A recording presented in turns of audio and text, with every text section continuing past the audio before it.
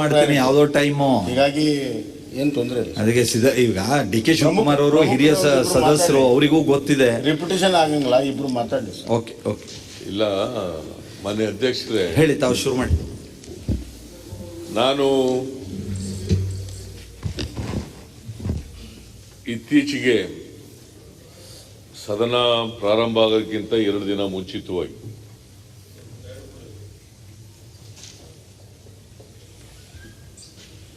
ಒಂದು ಲೈಂಗಿಕ ಹಗರಣದ ಸಿಡಿ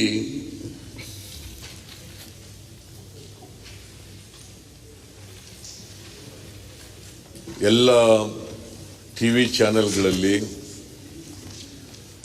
ಯೂಟ್ಯೂಬ್ಗಳಲ್ಲಿ, ಸೋಷಿಯಲ್ ಮೀಡಿಯಾಗಳಲ್ಲಿ ಪ್ರಸಾರ ಆಗ್ತದೆ.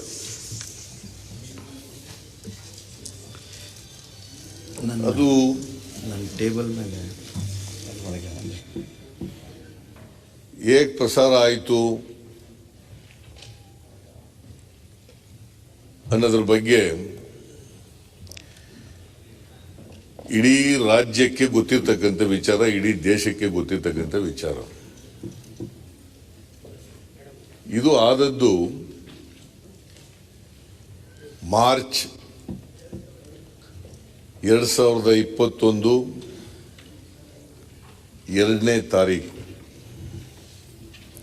ಸುಮಾರು 6:45 ಗಂಟೆನಲ್ಲಿ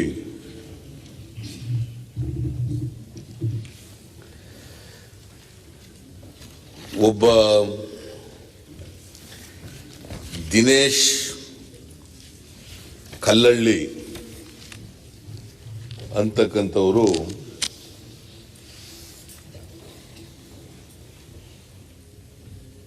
ಬೆಂಗಳೂರು ನಗರದ ಪೊಲೀಸ್ ಆಯುಕ್ತರನ್ನು ಭೇಟಿ ಮಾಡಿ ಅವರಿಗೆ ರಾಜ್ಯ ಸರ್ಕಾರದ ಒಬ್ಬರ ಮಂತ್ರಿಗಳು ರಮೇಶ್ ಜಾರಕಿಹೊಳಿ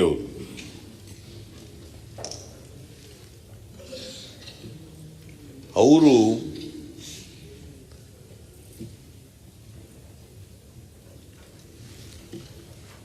ಲೈಂಗಿಕ ಹಗರಣಕ್ಕೆ ಸಂಬಂಧಪಟ್ಟಂತೆ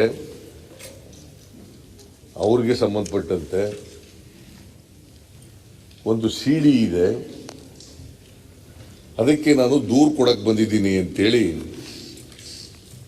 ಪೊಲೀಸ್ ಕಮಿಷನರಿಗೆ ಹೇಳ್ತಾರೆ. ಪೊಲೀಸ್ ಕಮಿಷನರ್ ಹೇಳ್ತಾರೆ, ನಾನು ದೂರು ತಗೊಳ್ಳಲ್ಲ, ನೀವು ಕಬ್ಬನ್ಪುರ್ ಪೊಲೀಸ್ ಸ್ಟೇಷನ್ ಅವ್ರನ್ನ ಅಲ್ಲಿಗೆ ಹೋಗಿ ಅಂತ ಹೇಳ್ತಾರೆ. ಅವರು ಅಲ್ಲಿಂದ ಕಬ್ಬನ್ ಪಾರ್ಕ್ ಪೊಲೀಸ್ ಸ್ಟೇಷನ್ಗೆ ಬಂದು ಕಂಪ್ಲೇಂಟ್ ಕೊಡ್ತಾರೆ. ಕಬ್ಬನ್ ಪಾರ್ಕ್ ಪೊಲೀಸ್ ಸ್ಟೇಷನ್ಗೆ ಬಂದು ಕಂಪ್ಲೇಂಟ್ ಕೊಡ್ತಾರೆ. ಸಿಡಿನೂ ಕೊಡ್ತಾರೆ. ಸೈಮಲ್ಟೇನಿಯಸ್ಲಿ ಇಡೀ ರಾಜ್ಯದಲ್ಲಿ ಸಿಡಿ ಪ್ರಸಾರ ಆಗ್ತದೆ. ಟೆಲಿವಿಷನ್ನಲ್ಲಿ ಪ್ರಸಾರ ಆಗ್ತದೆ, ಯೂಟ್ಯೂಬ್ನಲ್ಲಿ ಪ್ರಸಾರ ಆಗ್ತದೆ, ಸೋಷಿಯಲ್ ಮೀಡಿಯಾದಲ್ಲಿ ಪ್ರಸಾರ ಆಗ್ತದೆ, ಮತ್ತು ಎಲ್ಲ ಟಿವಿ ಚಾನೆಲ್ಗಳಲ್ಲೂ ಕೂಡ ಪ್ರಸಾರ ಆಗ್ತದೆ.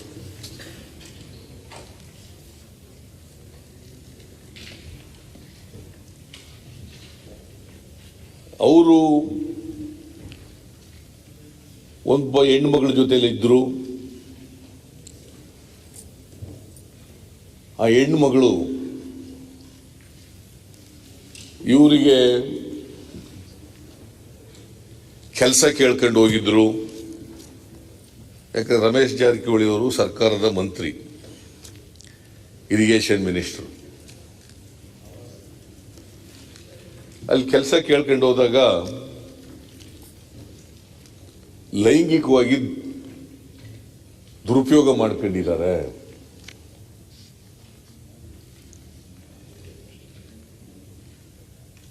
ಇದನ್ನ ಅದಕ್ಕೆ ಸಂಬಂಧಪಟ್ಟಂತ ಸಿಡಿ ಇದು.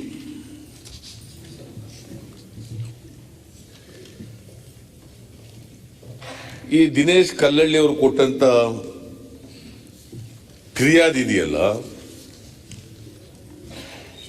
ಅದು FIR ಆಗಲಿಲ್ಲ.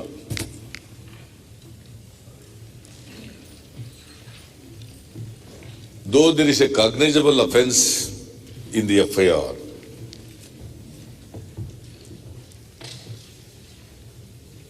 FIR is not registered and sent to concerned court.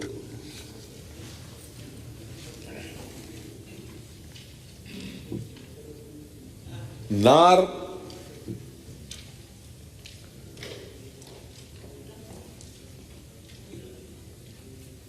NCR is issued.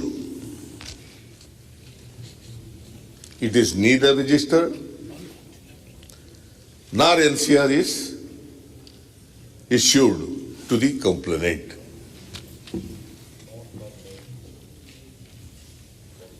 According to me,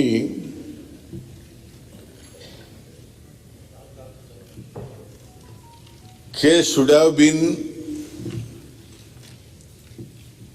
taken up by the police. It has not been done.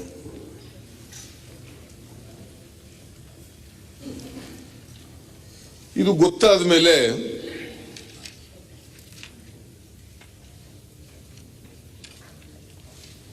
ಸುಮಾರು 9 ಗಂಟೆ ಅಷ್ಟೊತ್ತಿಗೆ, ರಾತ್ರಿ 9 ಗಂಟೆ ಅಷ್ಟೊತ್ತಿಗೆ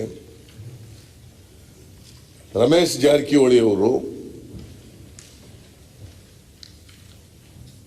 Honorable Minister, he made a statement in responding to the media reports, and he has denied his involvement in this scandal.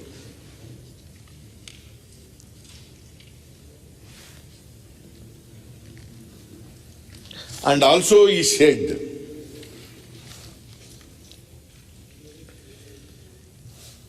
the videos given to the police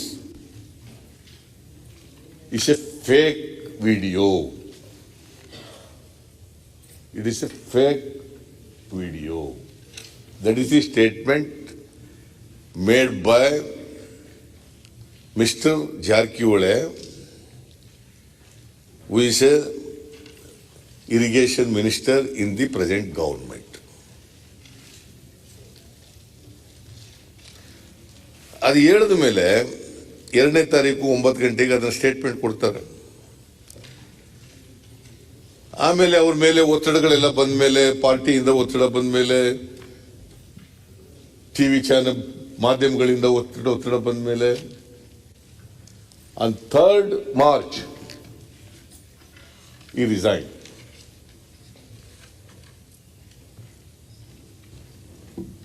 ನೈತಿಕ ಹೊಣೆ ಹೊತ್ತು ಅವರು ರಾಜೀನಾಮೆಯನ್ನ ಕೊಡುತ್ತಾರೆ. ಅದಕ್ಕಿಂತ ಮೊದಲು ಏನ್ ಹೇಳಿರ್ತಾರೆ, ನಾನು ಯಾವ ಕಾರಣಕ್ಕೂ ರಾಜೀನಾಮೆ ಕೊಡಲ್ಲ, ಮೈ ಇನ್ವಾಲ್ವ್ಮೆಂಟ್ ಈಸ್ ನಾಟ್ ದೇರ್.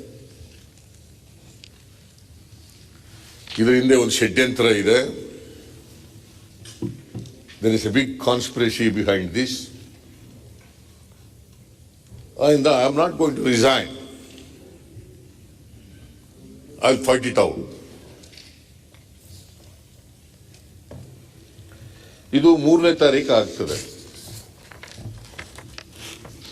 3ನೇ ತಾರೀಕು ಪೊಲೀಸ್ನವರು ದಿನೇಶ್ ಕಲ್ಲಳ್ಳಿ ಅವ್ರನ್ನ ಕರೀತಾರೆ. ಅವರವರ ಲಾಯರ್ ಮೂಲಕ ಹೋಗ್ತಾರೆ ಅವ್ರ ಸ್ಟೇಟ್ಮೆಂಟ್ ಕೊಡಕ್ಕೆ. ಅದು 4ನೇ ತಾರೀಕು.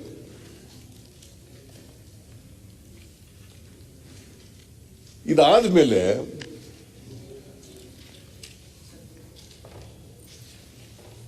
ಬಾಲಚಂದ್ರ ಜಾರಕಿಹೊಳಿ ಅವರು ಸ್ಟೇಟ್ಮೆಂಟ್ ಕೊಡ್ತಾರೆ, ರಮೇಶ್ ಜಾರಕಿಹೊಳಿ ಅವರು ಸ್ಟೇಟ್ಮೆಂಟ್ ಕೊಡ್ತಾರೆ, ಕೆಲವು ಮಿನಿಸ್ಟ್ರಿಗಳೆಲ್ಲ ಸ್ಟೇಟ್ಮೆಂಟ್ ಕೊಡ್ತಾರೆ.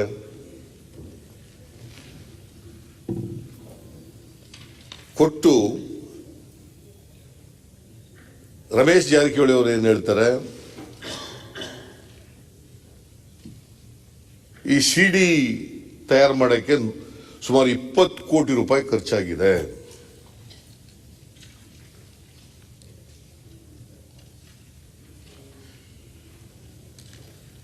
ಅವರು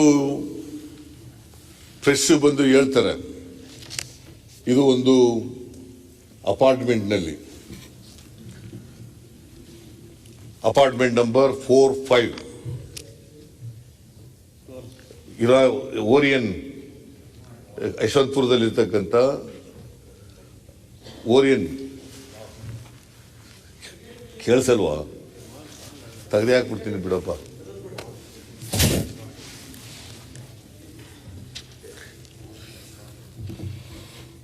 ಓರಿಯನ್ ಅಪಾರ್ಟ್ಮೆಂಟ್ ಇದೆಯಲ್ಲ, ಅಲ್ಲಿ 4-5ರಲ್ಲಿ ಇದು ತಯಾರಾಗಿದೆ ಸಿಡಿ. ಇದಕ್ಕೆ 20 ಕೋಟಿ ರೂಪಾಯಿ ಖರ್ಚು ಮಾಡಿದ್ದಾರೆ. ಯಾರು ಮಾಡಿದ್ದಾರೆ ಅಂತ ಹೆಸರೇನು ಹೇಳಲಿಲ್ಲ. ಇದು ಕರ್ತೃ ಯಾರು ಅಂತಕ್ಕಂಥ ಹೆಸರು ಹೇಳಲಿಲ್ಲ. ಬಾಲಚಂದ್ರ ಜಾರಕಿಹೊಳಿ ಅವರು ಕೂಡ ಅದನ್ನೇ ಹೇಳ್ತಾರೆ, ಅವ್ರ ತಮ್ಮನು ಕೂಡ ಅದೇ ಹೇಳ್ತಾರೆ.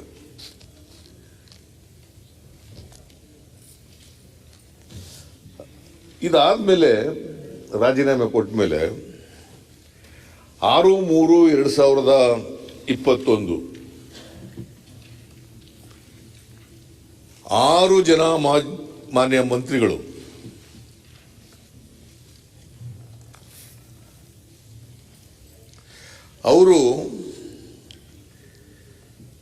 ಅವ್ರ ಹೆಸರುಗಳು ಎಲ್ರಿಗೂ ಗೊತ್ತಿದೆ, ಆದರೂ ಕೂಡ ನಾನು ಇಲ್ಲಿ ಪ್ರಸ್ತಾಪ ಮಾಡ್ತೇನೆ. BC Patil, mister Hebbar, ST Somashekar, doctor Sudhakar, Narayana Gowda, Byrathi Basavaraj. 6 ಜನ ಮಿನಿಸ್ಟ್ರಿಗಳು 5ನೇ ತಾರೀಕು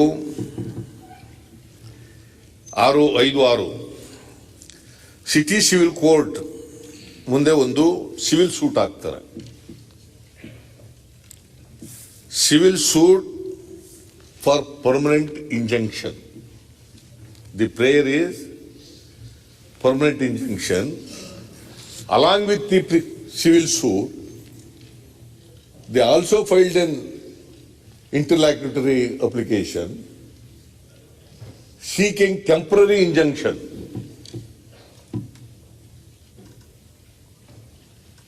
Seeking temporary injunction. According to me, as I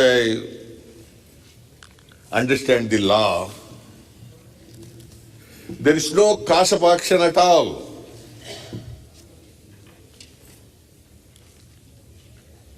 Without any cause of action, the civil suit is filed before the city civil court.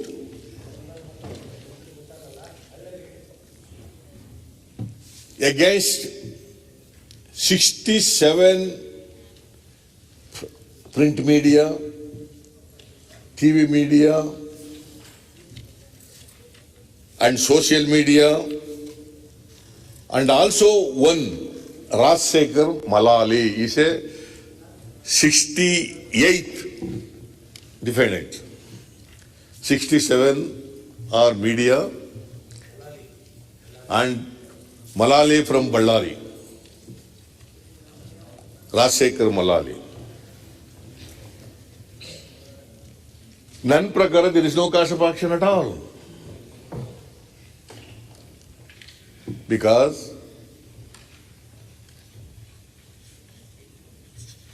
there is no occurrence of incident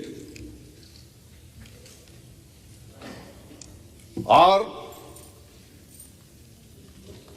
it injured the rights of the plaintiffs.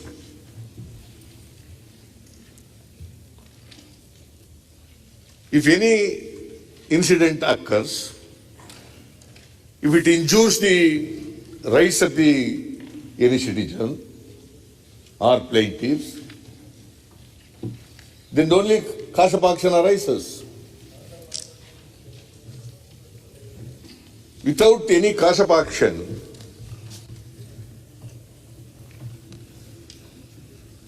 is filed before the civil court on the ground that 2nd of March, a CD was released and published in all the TV channels, telecasted in all the channels.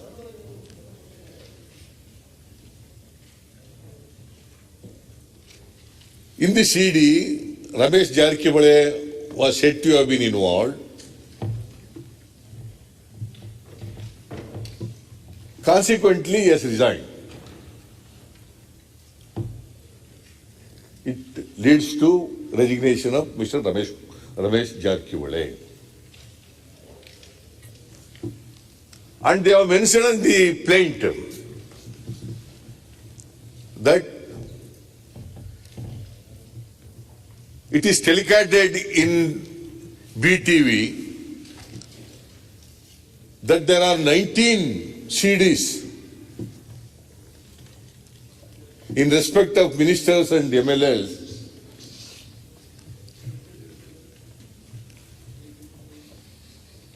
and they may be released, they may be telecasted, they may be reported.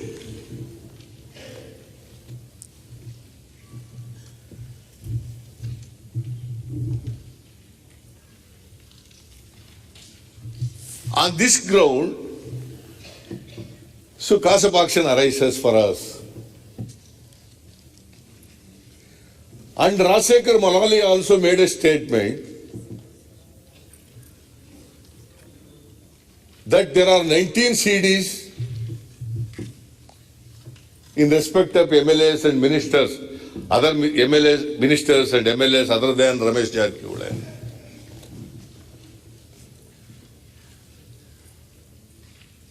So it is mentioned in the plaint. The plaintiffs mentioned it in the plaint.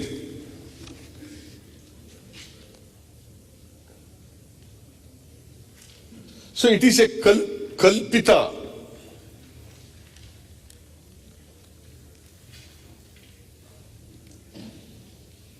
ಒಂದು ಆಪಾದನೆ, ಕಲ್ಪಿತ ಆಪಾದನೆ. ನಮ್ಮ ಕಡೆ ಒಂದು ಗಾದೆ ಇದೆ, ಕುಂಬಳಕಾಯಿನ ಕಳ್ಳ ಅಂದ್ರೆ ಎಗಲ್ ಮುಟ್ಟು ನೋಡ್ಕೊಂಡ್ರು ಅಂತೇಳಿ, ಬೆನ್ ಮುಟ್ಕೊಂಡ್ರು ಎಗಲ್ ಮುಟ್ಟು ನೋಡ್ಕೊಂಡ್ರು ಅಂತ. ನಮ್ಮ ಕಡೆ ಹಳ್ಳಿನಲ್ಲಿ ಎಗಲ್ ಮುಟ್ಟು ನೋಡ್ಕೊಂಡ್ರು ಅಂತ.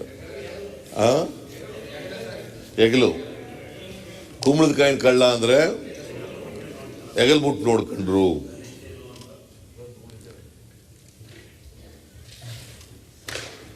I don't know what made this honorable minister to approach the civil court and get the temporary injunction. If they are clear in their mind, they have not done anything which violates the law or it attracts Indian Penal Code or other laws.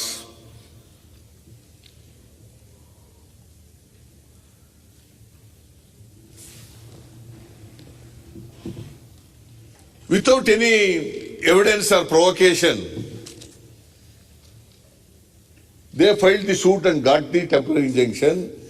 The civil judge court granted temporary injunction on 6th March 2021 till next date of hearing, that is 31st March 2021.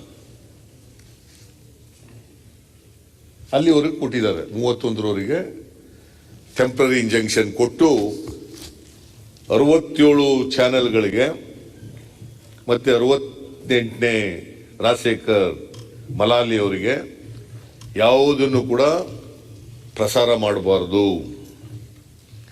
ಅದು print media ಇರ್ಬೋದು, television ಇರ್ಬೋದು, social media ಇರ್ಬೋದು, YouTube ಇರ್ಬೋದು, ಯಾವುದೇ ಪ್ರಸಾರ ಮಾಡ್ತಕ್ಕಂಥದ್ದು ಯಾರು ಕೂಡ ಮಾಡಬಾರ್ದು ಅಂತೇಳಿ ಮಾಡಿಬಿಟ್ಟಿದ್ದಾರೆ.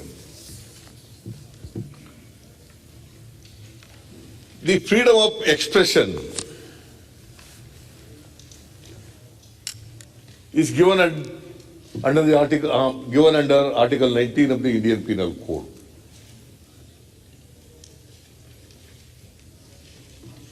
And every citizen of this country is expected to know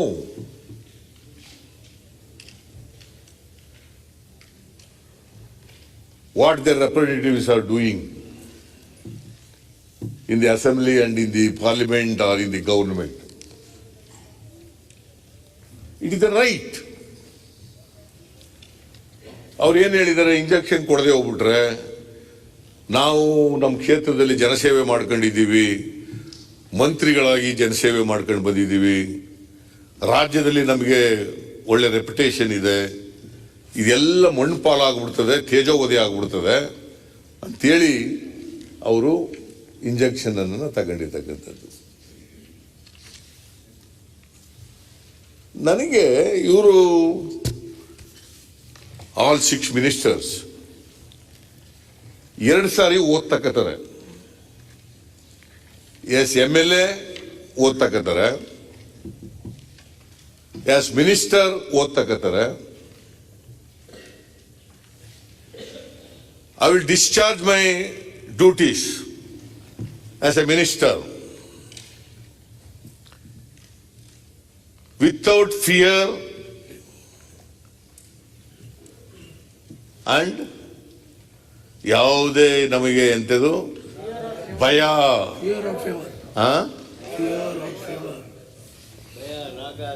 ಭಾಗ ರಾಗ ದ್ವೇಷ ಯಾವುದು ಇಲ್ದೇನೆ ಕೆಲಸ ಮಾಡ್ತೀನಿ ಅಂತ ಹೇಳ್ತಾರೆ. Why they are afraid? Why they are feared if they have not done anything?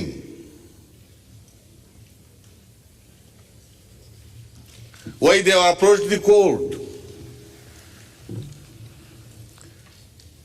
seeking the protection from the court?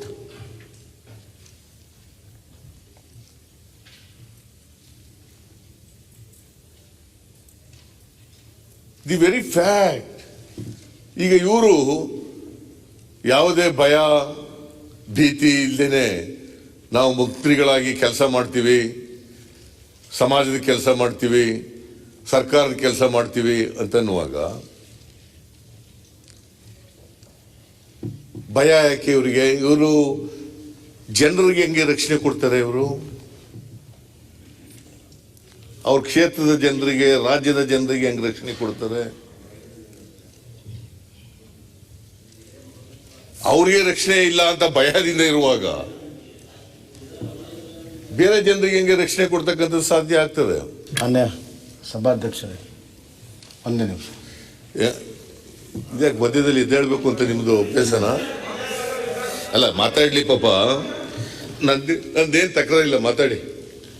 ಮಾನ್ಯ ಸಭಾಧ್ಯಕ್ಷರೇ, ಸನ್ಮಾನ್ಯ ವಿರೋಧ ಪಕ್ಷದ ನಾಯಕರು ಫ್ಯಾಕ್ಟ್ಸನ್ನು ಹೇಳ್ತಾ ಹೇಳ್ತಾ ಸ್ವಲ್ಪ ಅವ್ರ ಆರ್ಗ್ಯುಮೆಂಟನ್ನು ವಿಸ್ತರಣೆ ಮಾಡ್ತಾ ಇದ್ದಾರೆ. ನನ್ನ ಪ್ರಕಾರ ಮಾನ್ಯ ಸಭಾಧ್ಯಕ್ಷರೇ, ನಾವು ಓತೆಲ್ಲ ತೊಗೊಂಡಿರ್ತೀವಿ, ರಾಗ ದ್ವೇಷ ಭಯ ಇಲ್ಲ ಅಂತ.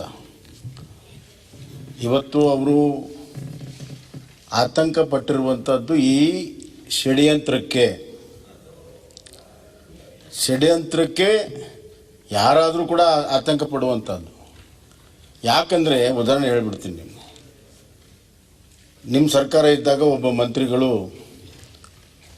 ಇದೇ ಥರ ಲೈಂಗಿಕ ಕಿರುಕುಳ ಸಿಡಿ ಬಂತು,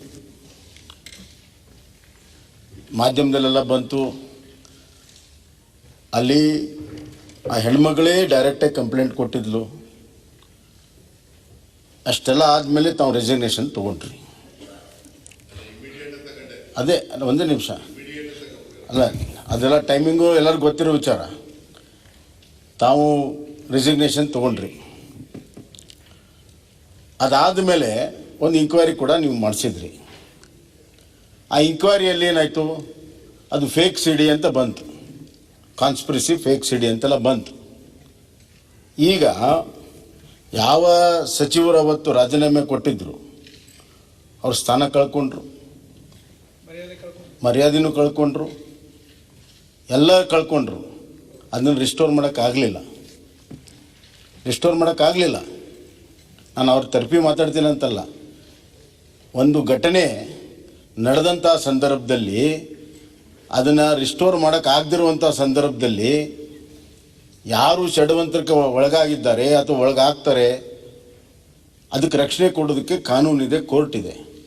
ಅದೇ ಸಿ ಡಿಯಲ್ಲಿ ಸಚಿವರ ಜೊತೆಗಿರುವಂಥ ಸಿ ಡಿಯಲ್ಲಿ ಇನ್ನೊಬ್ಬರು ಶಾಸಕರಿದ್ದರು, ಅವ್ರು ಹೋಗಿ ಕೋರ್ಟ್ಗೆ ಹೋಗಿ ಸ್ಟೇ ತೊಗೊಂಬಂದ್ರು. ಅವತ್ತು ನಿಮ್ಮ ಸರ್ಕಾರದಲ್ಲಿ ನಿಮ್ಮ ಶಾಸಕರೇ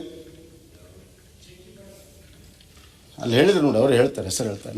ನಾನು ಹೆಸರು ಹೇಳ್ಬಾರ್ದು ಅಂತ ತೀರ್ಮಾನ ಮಾಡಿದ್ದೀನಿ.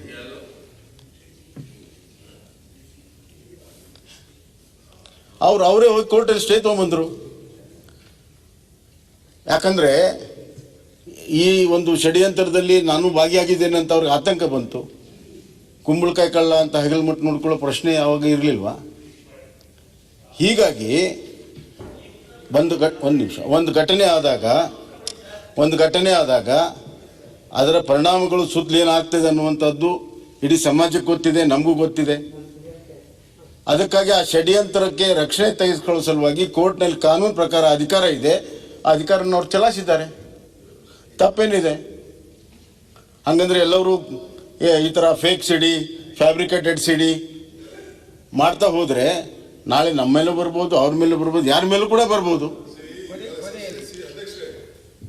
ಸೀನಿಯರ್ ಇದು ಮೆಂಬರು ಇನ್ನ ಪ್ರೆಸೆಂಟ್ ಮಾಡ್ತಾ ಇದ್ದಾರೆ. Still we are presenting. ಅವ್ರಿಗೆ ಬೇಕಾದಷ್ಟು ಅವಕಾಶ ಇದೆ ಉತ್ತರ ಕೊಡಕ್ಕೆ, ಏನ್ ಬೇಕಾದ್ರೂ ಹೇಳಕ್ ಅವಕಾಶ ಇದೆ. Is a minister, treasury bench ಅಲ್ಲಿ ಇದ್ದಾರೆ, ನಾವು ಅಪೋಸಿಷನ್ ಪಾರ್ಟಿಲಿ ಇದ್ದೀವಿ. ಮಾತಾಡಕ್ಕೆ ಬಿಡಿ, ಆಮೇಲೆ you just come to a conclusion.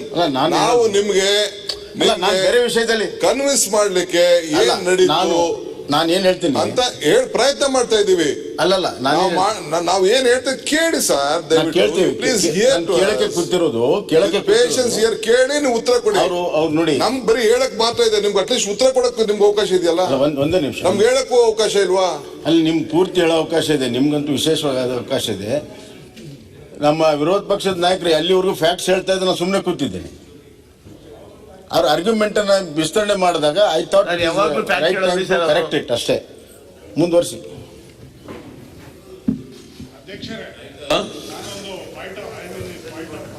ಏನ್ ಪಾಯಿಂಟ್ ಆಫ್ ಆರ್ಡರ್ ರೀ? Order as provided under 3. ನಾನು ಇನ್ನೂ ಸಬ್ಮಿಟ್ ಮಾಡಿ ಹೆಂಗ್ರಿ ಅಲೋ ಮಾಡಿದೀರಾ ಪಾಯಿಂಟ್ ಆಫ್ ಆರ್ಡರ್ಗೆ? ಒಂದ್ ನಿಮಿಷ ಕೇಳ್ಬೇಡ. ಓಕೆ ಮಾಡಿ. ಈಗ ಬೋಪಯ್ಯ ಅವರು ಹೇಳಿ. 6 ಜನ ಮಂತ್ರಿಗಳು ಸೂಟ್ ಫೈಲ್ ಮಾಡಿದ್ದಾರೆ, ಇಂಟೀರಿಯರ್ ಆರ್ಡರ್ ಕೊಟ್ಟಿದ್ದಾರೆ. Matter is still pending before the civil judge for adjudication. ಹಾಗಿರುವಾಗ there is no cause of action ಅಂದ್ರೆ is commenting upon the interim order our honourable opposition leader. Can it be allowed? ಇದರ ಬಗ್ಗೆ ನೀವು decision ಕೊಡಬೇಕು. ಇಲ್ಲ ಮನೆ ಅಧ್ಯಕ್ಷರೇ, ಯಾಕೆ ನಿಂತ್ಬಿಟ್ರೆ ಅಷ್ಟೇ. ಬೋಪಯ್ಯನವ್ರೆ, ಆಯ್ತು, ಪಾಯಿಂಟ್ ಆಫ್ ಆರ್ಡರ್ ಓಕೆ, ನಿಂತ್ಕೋಬೇಡಿ ಅಂತ ಅಷ್ಟೇ. ಮನೆ ಅಧ್ಯಕ್ಷರೇ, ನಾನು ಕಾಸ್ ಆಫ್ ಆಕ್ಷನ್ ಇಲ್ಲ ಅಂತ ಹೇಳಿದ್ರೆ ಅದು ಮೆರಿಟ್ ಮೇಲಲ್ಲ ನಾನು ಹೇಳಿರೋದು. ನನ್ನ ಪ್ರಕಾರ according to me as an advocate there is no cause of action for the plaintiffs. ಏನಿದ್ರು before the court, there is no cause of action. It does not interim mean order passed by the civil judge may be wrong. does not mean ಅದು ಕೇಸ್ನ ಅಲ್ಲಿರ್ತಕ್ಕಂಥ ಕೇಸ್ನ prejudice ಮಾಡ್ಬಿಡ್ತದೆ ಅಂತ ಅಲ್ಲ. Because already nothing but temporary injection cause of action ಇಲ್ಲ ಅಂದ್ರೆ temporary injection is granted. yes, it is the discretionary power of the sitting judge. Adana how can we comment upon here? ಎಲ್ಲ ಕೋರ್ಟ್ಲಿ ಇರ್ತಕ್ಕಂಥ matter ಸಬ್ಜುಡಿಸ್ ಬರಲ್ಲ.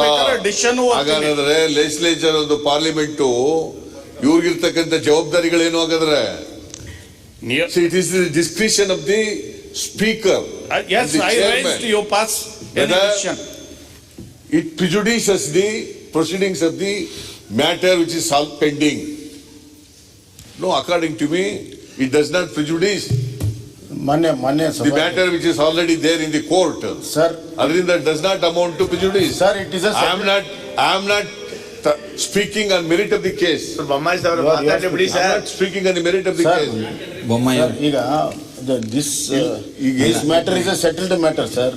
ಏನು ಅಂದ್ರೆ if some matter is under education in any court or tribunals, it can't be discussed here, especially the merits of the case can't be discussed here because it is going to influence the proceedings of the court. ಆದ್ರಿಂದ ಇದು ಬಹಳ ಅಧ್ಯಕ್ಷರು ಎಷ್ಟೋ ಚರ್ಚೆಗಳು ನಡೆದಿದೆ. ಅಲ್ಲ ಒಂದೇ ನಿಮಿಷ. ಕಾವೇರಿ ಟ್ರಿಬ್ಯುನಲ್ ಅವಾರ್ಡ್ ಬಗ್ಗೆ ಚರ್ಚೆ ಮಾಡಿಲ್ವಾ? ಒಂದ್ ನಿಮಿಷ ಅದ್ರ ಬಗ್ಗೆ ಚರ್ಚೆ ದಿನೇಶ್, ಮಾಡ್ತೀವಿ. ಟ್ರಿಬ್ಯುನಲ್ ಸಮಾಧಾನದಲ್ಲಿ ಇದ್ರೆ ಎಲ್ಲವೂ ಚರ್ಚೆ ಆಗುತ್ತೆ. ಟ್ರಿಬ್ಯುನಲ್ ಅವಾರ್ಡ್ ಬಂದ ಮೇಲೆ ಚರ್ಚೆ ಮಾಡಿದಿರಿ. when the proceedings are going on there, it is under education, you can't discuss here. It is going to influence the proceedings there. ಇಲ್ಲ ಈಗ ಒಂದೇ ನಿಮಿಷ ಸಿದ್ದರಾಮಯ್ಯ ಅವರು ಒಂದೇ ನಿಮಿಷ ನಾನು DK ರವಿ ಕೇಸ್ ನಲ್ಲಿ ಚರ್ಚೆ ನಡೆದಿದೆ ಇಲ್ಲಿ. Okay, ನಾನ್ ಹೇಳ್ಬಿಡ್ತೀನಿ. ನ್ಯಾಯಾಲಯದಲ್ಲಿ ಚರ್ಚೆ ನಡೆದಿದೆ. ನಾನು ಒಂದೇ ನಿಮಿಷ ನಾನು ಬೋಪಯ್ಯ ಅವರು ಎತ್ತಿರೋ ಪಾಯಿಂಟ್ ಆಫ್ ಆರ್ಡರ್ಗೆ ಇವರು Yes, ಇದೆ ಅಂತ ಹೇಳ್ಬೋದು. ಒಂದೇ ನಿಮಿಷ Ganapati merit of case the ನಲ್ಲಿ case ಚರ್ಚೆ discuss ನಡೆದಿದೆ. ಈಗ ಆಯ್ತು ನಮ್ಗೆ ಇಲ್ಲಿ ಚರ್ಚೆ ನಡೆದಿದೆ. ಗೊತ್ತಾಯ್ತು. ಕೋರ್ಟ್ ನಲ್ಲಿ ಇರಲಿಲ್ವ ಮ್ಯಾಟರ್? ಕೋರ್ಟ್ ವಿಷಯ ಚರ್ಚೆ ಮಾಡಿಲ್ಲ. ಕೋರ್ಟ್ಗಿಂತ ಮುಂಚೆ, ಕೋರ್ಟ್ ಆದ ನಂತರ ಚರ್ಚೆ. ಇಲ್ಲ ಕೋರ್ಟ್ ನಲ್ಲಿ ಇರುವ FIR ಇಲ್ಲಿ ಒಂದೇ ನಿಮಿಷ ಒಂದೇ ನಿಮಿಷ ಹೋಗಿ ಕೋರ್ಟ್ ನಲ್ಲಿ when the law was put into motion in the court, ಹಾಗಾಗಿರೋದು ಇಲ್ಲಿ ಚರ್ಚೆ. ಓಕೆ ಒಂದೇ ನಿಮಿಷ ನಾನು ಬೋಪಯ್ಯ ಅವರು ಎತ್ತಿರುವಂತ ಪಾಯಿಂಟ್ ಆಫ್ ಆರ್ಡರ್ಗೆ ನಾನು ತಮ್ಮ ಮಾತನ್ನು ಕೇಳಿದ್ದೀನಿ, ಬಸವರಾಜ ಬೊಮ್ಮಾಯಿ ಅವ್ರ ಮಾತನ್ನು ಕೇಳಿದ್ದೀನಿ. ಒಟ್ಟಾರೆ ಇಷ್ಟೇ, ಈಗ ಕೋರ್ಟ್ನಲ್ಲಿ ಅವರಿಗೆ ಒಂದು ರಿಲೀಫ್ ಸಿಕ್ಕಿದೆ. ಈಗ 6 ಜನ ಯಾರು ಅಪೀಲ್ ಮಾಡ್ಕೊಂಡಿದ್ರು ಅವರಿಗೆ ಟೆಂಪರರಿ ಇಂಜೆಕ್ಷನನ್ನು ಗ್ರ್ಯಾಂಟ್ ಮಾಡಿದೆ ಕೋರ್ಟು. ಈಗ ಒಂದು ಹಂತದಲ್ಲಿ ಅದಿದೆ. ಹಾಗಾಗಿ ತಾವು ಮೆರಿಟ್ಗೆ ಹೋಗ್ತಾ ಇಲ್ಲ, ಕೇಸ್ ಮೆರಿಟಿಗೆ ನೀವೇನು ಡಿಸ್ಕಷನ್ನಿಗೆ ಹೋಗ್ತಾ ಇಲ್ಲ. ಒಟ್ಟಾರೆ ನಿಮ್ಮೆಲ್ಲರಿಗೂ, ಈ ಸದನಕ್ಕೆ ಎಲ್ಲರಿಗೂ ಗೊತ್ತಿದೆ, ಯಾವುದೇ ಎನ್ಕ್ವೈರಿಗೆ ನಾವು ಇನ್ಫ್ಲೂಯೆನ್ಸ್ ಆಗೋ ರೀತಿಯಲ್ಲಿ ನಮ್ಮ ವಾದಗಳು ಇಲ್ಲಿ ಇರಬಾರ್ದು ಅನ್ನೋದನ್ನ ಮತ್ತೊಮ್ಮೆ ಸ್ಪಷ್ಟಪಡಿಸ್ಬಿಡ್ತೀನಿ ನಾನು. ಅದು ಎಲ್ಲರಿಗೂ ಗೊತ್ತಿದೆ, ಆದರೂ ಇನ್ನೊಂದ್ಸಲ ಅದನ್ನು ಸ್ಪಷ್ಟಪಡಿಸ್ಬಿಡ್ತೀನಿ. ತಾವು ಮುಂದುವರಿಸಿ. ಇಲ್ಲ ಪ್ರಿಜುಡಿಸ್ ಆಗಲ್ಲ ಅನ್ನೋದಕ್ಕೆ ನಾನೇ ಹೇಳಿದ್ನಲ್ಲ, ಕೌಲ್ ಅಂಡ್ ಶಕ್ತರ್ ಪುಸ್ತಕ ಓದ್ಲಾ? ಈಗ ನಾನೇ ಏನ್ ಹೇಳಿದೆ, ಅದಕ್ಕೆ ಆಗದೆ ಹೋದಾಗೆ ತಾವು ಮುಂದುವರಿಸಿ ಚರ್ಚೆ. 1190 ಅದಕ್ಕೆ ಈಗ ಪೇಜ್ 1190 ಈಗ ತನಿಖೆಗೆ ಅದು ಇನ್ಫ್ಲೂಯೆನ್ಸ್ ಆಗದೆ ಇರೋ ರೀತಿಯಲ್ಲಿ ತಾವು ತಮ್ಮ ಮಾತನ್ನ ಮುಂದುವರಿಸಿ.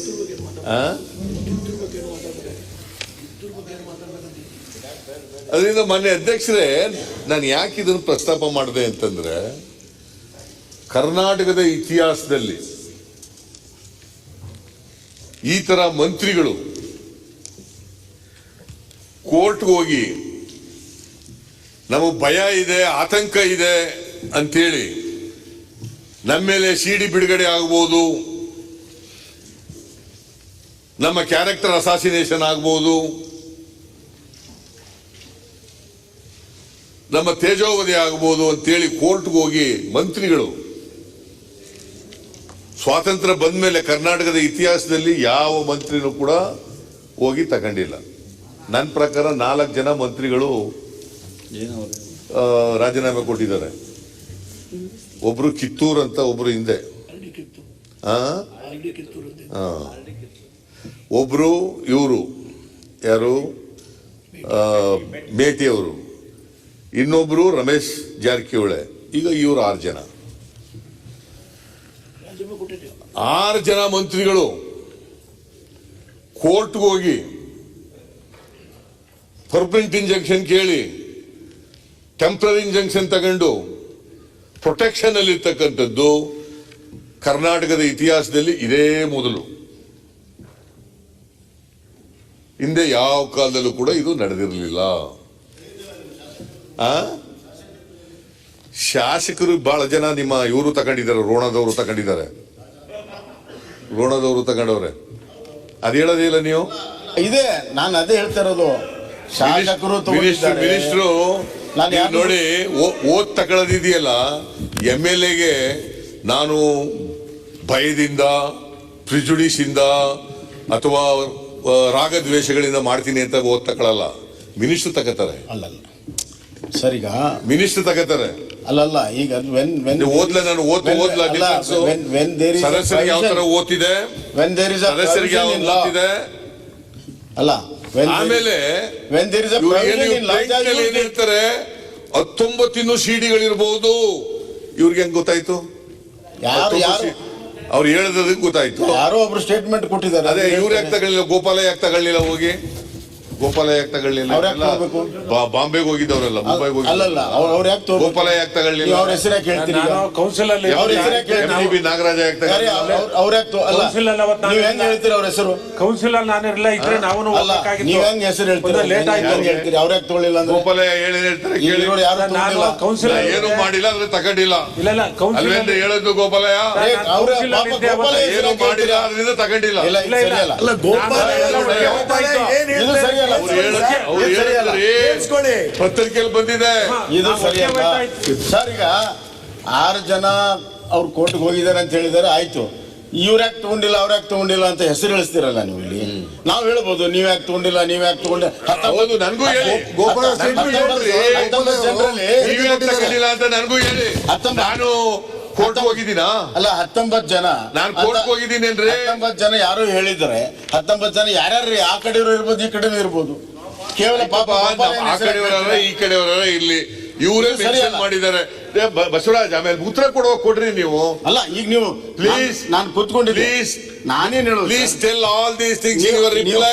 ಹೇಳಿದ್ರೆ ನಂದೇನು ತಕರಾರಿಲ್ಲ. ಓಕೆ, ಕೂತ್ಕೊಳ್ಳಿ ಪ್ಲೀಸ್. ನೀ ಪಾಪ ಗೋಪಾಲ ಮಾಡಿ ನನ್ನನ್ನ ಡಿಸ್ಟರ್ಬ್ ಮಾಡಬೇಡಿ. ಅಲ್ಲ ಈ ಕಡೆ ಒಂದು 4 ಮಂದಿ ಜನ ಹೆಸರು ಹೇಳಿ, ಅವಾಗ ಸರಿ ಆಗ್ತದೆ. ಆ ಕಡೆಯವರು ಈ ಕಡೆಯವರು ನೋಡಪ್ಪ. ಮಾಧ್ಯಮದವರು ಗೋಪಾಲಯ್ಯನವ್ರಿಗೆ ಒಂದು ಪ್ರಶ್ನೆ ಕೇಳಿದ್ರು, ನೀವ್ ಯಾಕ್ರಿ ಹೋಗಿಲ್ಲ ಅಂತ. ಏನ್ ಹೇಳಿದ್ರು ಅವರು? ನನ್ ಮೇಲೆ ಯಾವ ತರದ್ದು ಸಿಡಿ ಇಲ್ಲ, ನಾನೇನ್ ಭಯ ಪಡ್ಬೇಕಾದ ಅಗತ್ಯ ಇಲ್ಲ, ನಾನು ಆತಂಕ ಪಡ್ಬೇಕಾದ ಅಗತ್ಯ ಇಲ್ಲ, ಕೋರ್ಟ್ ಹೋಗಲ್ಲ ಅಂತ ಹೇಳಿದ್ದಾರೆ. ಮಾರನೇ ದಿನ ನಾವು ತಗೊಬೇಕು ಅಂತಕ್ಕಂಥದ್ದು ಇದು ಮಾಡ್ದು, ಆಮೇಲೆ ತೀರ್ಮಾನ ತಗೋಬೇಕಂತ ಇದ್ದೀರ ಇದ್ದು ನಾವೆಲ್ಲರೂ ಒಟ್ಟಿಗೆ ನಾವೆಲ್ಲ ಸಹೋದ್ಯೋಗಿಗಳು. ಆ ತರ ಯಾವ್ದು ನಡೆದಿಲ್ಲ. ಅಲ್ಲ ಆ ತರ ಯಾವ್ದು ನಡೆದಿಲ್ಲ.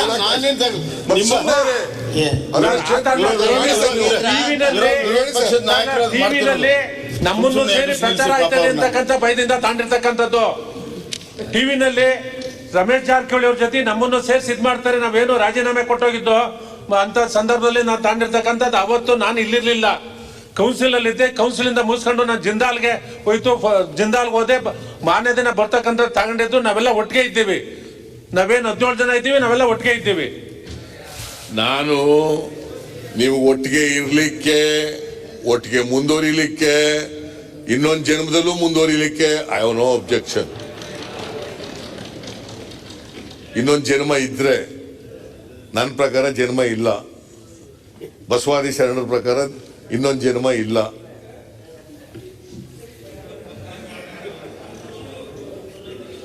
ಎಸ್ ಸೋಮಣ್ಣ, ನಿನಗೂ ಗೊತ್ತಿದೆಯಲ್ಲ ಇದು.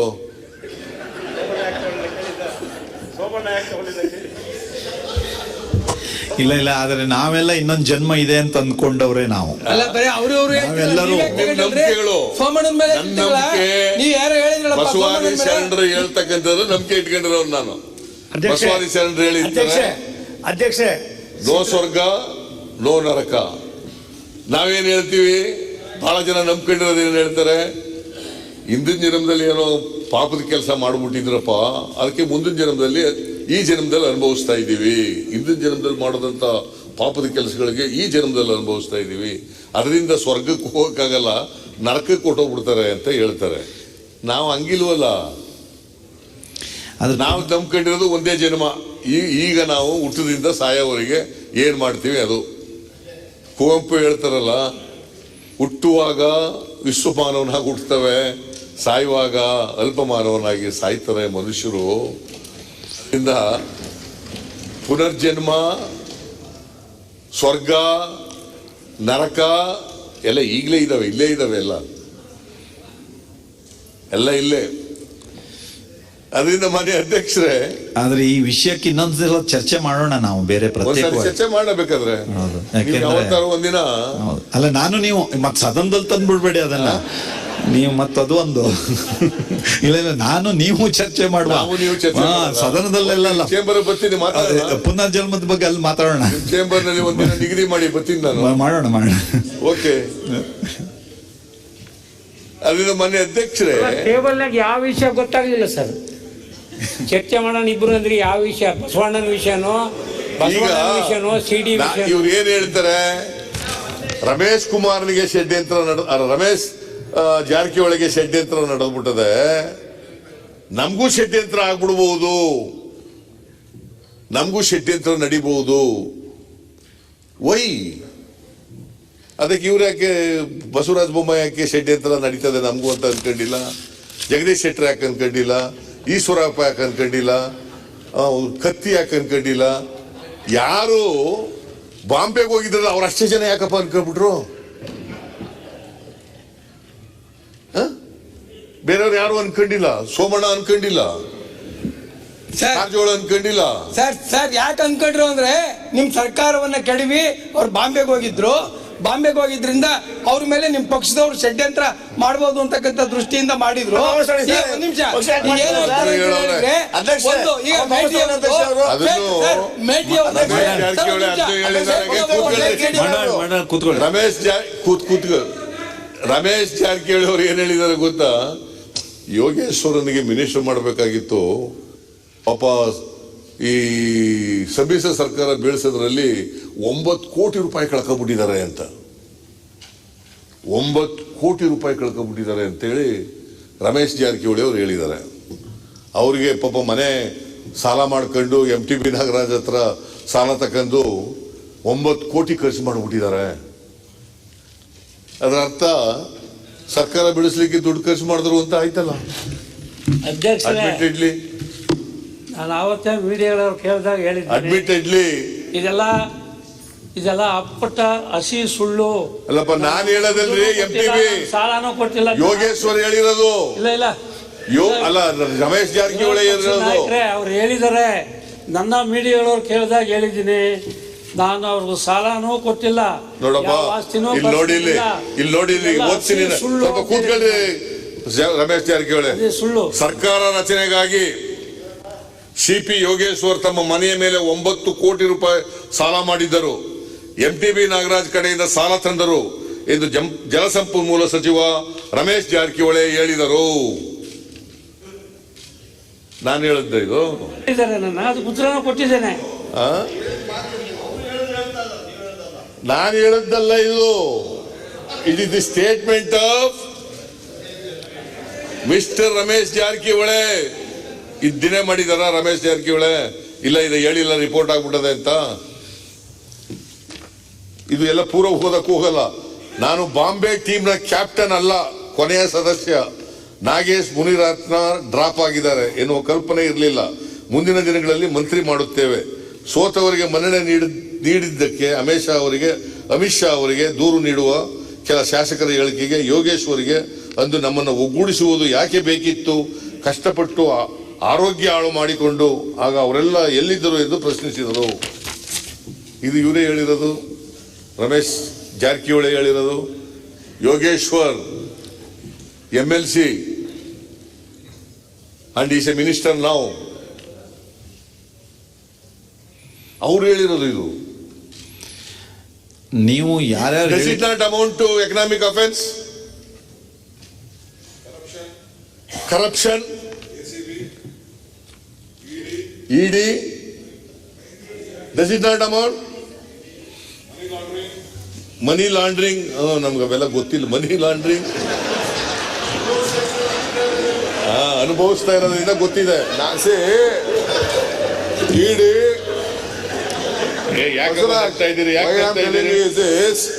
ನನ್ನ ಮೇಲೆ income tax, economic offence court, benami property, ED, CBI. ನೀನ್ ಹೇಳಿದ್ಮೇಲೆ ಅಲ್ಲಲ್ಲ, ಇನ್ನೊಂದು ಯಾಕೆ ಕೊಡ್ಲಿಲ್ಲ? ಅದು ಈಗ ನೀವು ನಿಮ್ಮ ಮೇಲೆ ಕೊಟ್ಟಿದ್ದಾರೆ ಅಂತ ಹೇಳ್ತಾ ಇದ್ದೀರಿ. ಅದು ಸ್ವಂತ ರಾಮಲಿಂಗ ಅನುಭವ. ಮೇಲೆ ಯಾಕೆ ಕೊಟ್ಟಿಲ್ಲ? ಡಿ ಕೆ ಯಾರ್ದೋ ಮೇಲೆ ಶಿವಕುಮಾರ್ ಅವರ ಕೊಟ್ಟಿಲ್ಲ? ಸ್ವಂತ ಅನುಭವ. ಕೇಳ್ತಾ ಇದೀನಿ. ಅದನ್ನೇ ಹೇಳ್ತಾ ಇರೋದು. ಅದಕ್ಕೆ ಇಷ್ಟು 9 ಕೋಟಿ ರೂಪಾಯಿಗೆ ನನ್ನ ಮೇಲೆ ಎಲ್ಲ ಕೊಟ್ಟಿದ್ದಾರೆ ಅಂತ ನಿಮ್ಮಲ್ಲಿ ಕರೋಡ್ಪತಿಗಳಿಲ್ವಾ?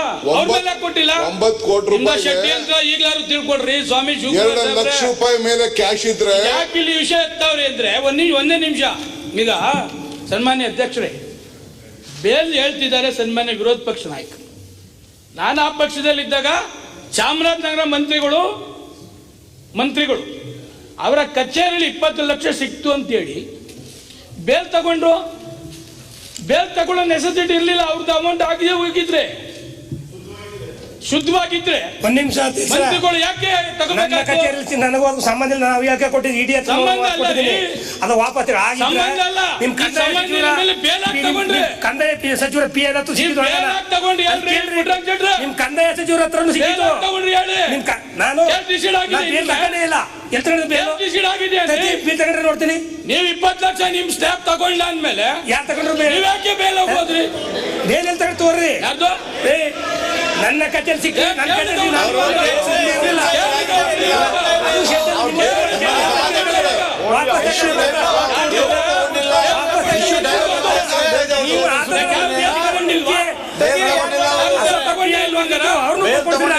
ನಿಮ್ಮಲ್ಲಿ ಯಾರು ಬೇಲ ತಗೊಂಡಿಲ್ವಾ?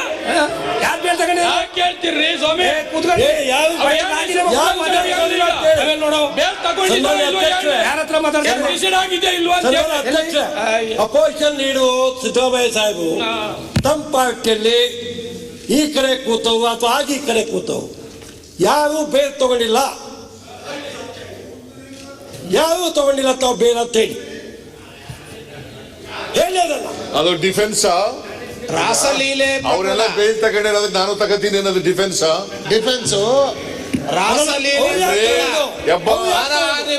ಬೇರೆಯವರೆಲ್ಲ ಬೇಲ್ ತಗೊಂಡಿದ್ದಾರೆ, ಅದಕ್ಕೆ ನಾನು ಬೇಲ್ ತಗೊಳ್ಳಿಕ್ಕೆ ಎಲಿಜಿಬಲ್. ಅವ್ರು ಯಾಕೆ ತಗೊಂಡು ಅವ್ರು ತಗೊಂಡಿದ್ದೆ ಅವ್ರು ತಗೊಂಡಿದ್ದಾರೆ, ಅವರು ಈ ಕೋರ್ಟ್ ನಲ್ಲಿ ಎದುರಿಸ್ತಾ ಇದ್ದಾರೆ. ಯಾಕೆ ಹೋದ್ರಿ ಕೋರ್ಟ್ಗೆ? ನಿಮ್ಮ ಮೇಲೆ ಇನ್ಸಿಡೆಂಟ್ ಏನಾಗಿತ್ತು? ನಿಮ್ಗೆ ಯಾಕೆ ಭಯ? ಯಾಕೆ ಕಳ್ಳ ಅಂದ್ರೆ ಯಾಕೆ ಹೆಗಲು ಮುಟ್ಟು ನೋಡ್ಕೊಂಡಿದ್ದೀರಿ? ನಿಮ್ಮ ಮೇಲೆ ಏನಾಗಿತ್ತು? ಓಕೆ, ಶೆಟ್ರಿ ಮೇಲೆ ಎಂಕ್ವೈರಿ ಆಯ್ತು. ಈಗ ಷಡ್ಯಂತ್ರ ಮಾಡಿ ಶೆಟ್ರಿ ಮೇಲೆ ಎಂಕ್ವೈರಿ ಮಾಡ್ತೀವಿ ಅಂದ್ರೆ ಅವ್ರು ಬೇಲ್ ತಗೊಂಡ್ರು.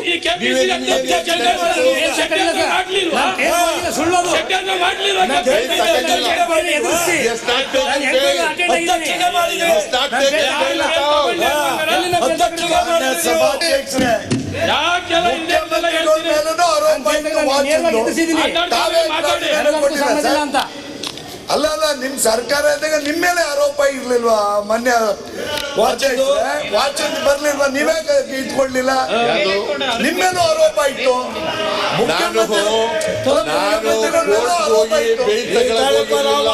ಇರ್ಲಿಲ್ವಾ ತಮ್ಮ ಹತ್ರ ಆರೋಪ? ಇಟ್ ಅಮೌಂಟ್ಸ್ ಟು, ನೀವು ಕೂತ್ಕೊಳ್ರಿ ನಾರಾಯಣ ಗೌಡ್ರೆ, it amounts to temporary injection ತಗೊಂಡಿದ್ದೀರಲ್ಲ, it amounts to anticipatory bale.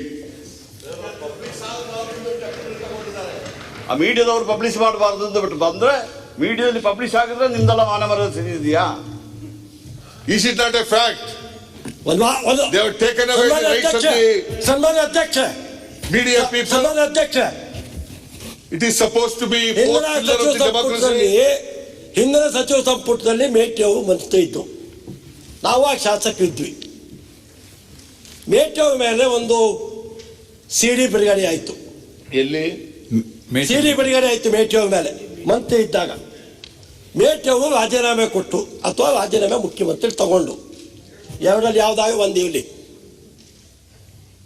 ಸನ್ಮಾನ್ಯ ಮುಖ್ಯಮಂತ್ರಿ ಸಿದ್ದರಾಮಯ್ಯನವರು ಆ ಕಾಲಕ್ಕೆ ಒಂದು ಎನ್ಕ್ವೈರಿ ಕಮಿಟಿ ನೇಮಿಸಿದ್ದು. ಎನ್ಕ್ವೈರಿ ಕಮಿಟಿನೂ ಆಯಿತು. ಮೇಟಿ ಅವರು ನಿರ್ದೋಷಿ ಅಂತ ಆಯಿತು. ಮೇಟಿ ಅವರು ನಿರ್ದೋಷಿ ಅಂತ ಆಯಿತು ಅಂತೇಳಿ ಒಂದು ದಿವಸ ಟಿವಿಯಲ್ಲಿ ಸಣ್ಣಕ್ಕೆ ಬಂತು. ಮೇಟಿ ಅವ್ರ ಕುಟುಂಬಕ್ಕೆ, ಮೇಟಿ ಅವ್ರ ಪರಿಸ್ಥಿತಿಗೆ, ಮೇಟಿ ಅವ್ರ ಗೌರವಕ್ಕಾಗಿರ್ತಕ್ಕಂಥ ಧಕ್ಕೆ ಯಾವ ತುಂಬಿಕೊಟ್ಟು ನಿರ್ದೋಷಿ ಅಂತ ಆಗಿರ್ತಕ್ಕಂಥದ್ದು ಇವೇ ಮಾಡಿದಂಥ ಕಮಿಟಿ ಸಚಿವ ಸಂಪುಟದ ವಜಾ ಮಾಡಿದೆ ಅಥವಾ ಬಿಟ್ಟೋದು. ನಿರ್ದೋಷಿ ಅಂತ ಆಯ್ತು. ಅವ್ರಿಗೆ ಹೋದಂಥ ಅಗೌರವಕ್ಕೆ ಯಾವ ಜವಾಬ್ದಾರು? ಮೀಡಿಯಾ ಜವಾಬ್ದಾರಿಯಾ? ಯಾವ ಜವಾಬ್ದಾರಿ? ಅಕಸ್ಮಾತ್ ಫೇಕ್ ಆಗ್ತಿದ್ದಿಲ್ಲ ಅಂತಂದ್ರೆ ಹಾಗಾದ್ರೆ ಫೇಕ್ ಅಂತ ಹೇಳಿ ನಿರ್ಣಯ ಆಯ್ತು ಅಂತ ಎನ್ಕ್ವೈರಿ ಕಮಿಟಿ ಫೇಕ್ ಆಗತ್ತೆ ಅಂತ ಆಯ್ತು ತಾನೇ. ಆ ಕಾರಣಕ್ಕಾಗ ಫೇಕ್ ಅಂತ ಡಿಸಿಷನ್ ಆಯ್ತು ಎನ್ಕ್ವೈರಿ ಕಮಿಟಿಯಲ್ಲಿ. ಇದೇ ರೀತಿ ನೆಕ್ಸ್ಟ್ ಮನಿ ಮಾಡ್ತಾ ಇದ್ದೇವೆ ಹೇಳಿ ಗೊತ್ತು. ನಮ್ಮ ಭದ್ರತೆ, ನಮ್ಮ ರಕ್ಷಣೆ, ನಮ್ಮ ಗೌರವದ ರಕ್ಷಣೆ ನಾವು ಮಾಡ್ಕೊಂಡಿದ್ದೀವಿ. ನಮ್ಮ ಗೌರವ ಮಾಡ್ಕೊಂಡಿದ್ದೀವಿ. ಮತ್ತೊಮ್ಮೆ ಹೇಳ್ತೀವಿ ಜಾರ್ಜ್ ಅವರೇ, ನನಗೆ ಗೊತ್ತಿದೆ, ನಾನು ಹೇಳಬೇಕಾಗಿದ್ದನ್ನು ಹೇಳ್ತೀನಿ. ಅದಕ್ಕೆ ಸಿದ್ದರಾಮಯ್ಯ ಸೋಮಶೇಖರ್ ಅವ್ರ ಮಾತನ್ನು ಹೇಳಿದ್ದು. ಇಷ್ಟೆಲ್ಲ DK ಶಿವಕುಮಾರ್ ಸಾಹೇಬ್ ಮೇಲೆ ಆಯ್ತು, ಇಷ್ಟೆಲ್ಲ ಎನ್ಕ್ವೈರಿ. ಅವು ಒಬ್ಬೇನ ದುಡ್ಡಿದ್ದವು ಎದುರುಗಡೆ ಕೂತವಲ್ಲಿ, ಮತ್ತೆ ಅವು ಇಲ್ವಾ? ಸಮಾಜಕ್ಕೆ ದೇಶಕ್ಕೆ ಗೊತ್ತಿಲ್ವಾ ಯಾವ್ಯಾವ ಕಡೆ ಇಟ್ಟಿದೆ ಅಂತೇಳಿ? ಅವೊಬ್ಬನೇ ಬಲಿಪಶು ಮಾಡಿದ್ವಲ್ವಾ? ಬಾಕಿ ಎಲ್ಲ ನೋಡ್ತಾ ಇದ್ವಲ್ವಾ? ಎಲ್ಲಾಯ್ತು ಈಗ ನ್ಯಾಯ? ಎಲ್ಲಾಯ್ತು ನ್ಯಾಯ? ಷಡ್ಯಂತ್ರ ಅದು, ಬಿಜೆಪಿ ಷಡ್ಯಂತ್ರ. ಇವರು ರಾಜ್ಯ ಸರ್ಕಾರ ಸಚಿವರಾಗಿದ್ದಾರೆ. ಇವರಿಗೆ ಏನಾದರೂ ಹತ್ರ ಆತಂಕ ಇದ್ದಿದ್ದಾರೆ, ಅವರಿಗೆ ಬ್ಲಾಕ್ ಮೇಲ್ ಇದ್ದಿದ್ದಾರೆ. ಮಿನಿಸ್ಟರ್ ಆಗ್ಬಿಟ್ಟು ಹೋಮ್ ಮಿನಿಸ್ಟರ್ ಹತ್ರ, ಚೀಫ್ ಮಿನಿಸ್ಟರ್ ಹತ್ರ ಹೇಳ್ಬಿಟ್ಟು ಅವ್ರು ಪೊಲೀಸಿಗೆ ಕಂಪ್ಲೇಂಟ್ ಮಾಡಬೇಕಾಗಿತ್ತು. ಸರ್ಕಾರದ ಮಂತ್ರಿಗಳಾಗಿದ್ಬಿಟ್ಟು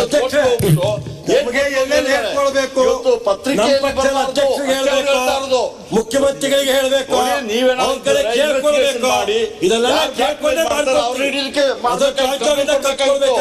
ಇವ್ರದ್ದು ಒಂದೇ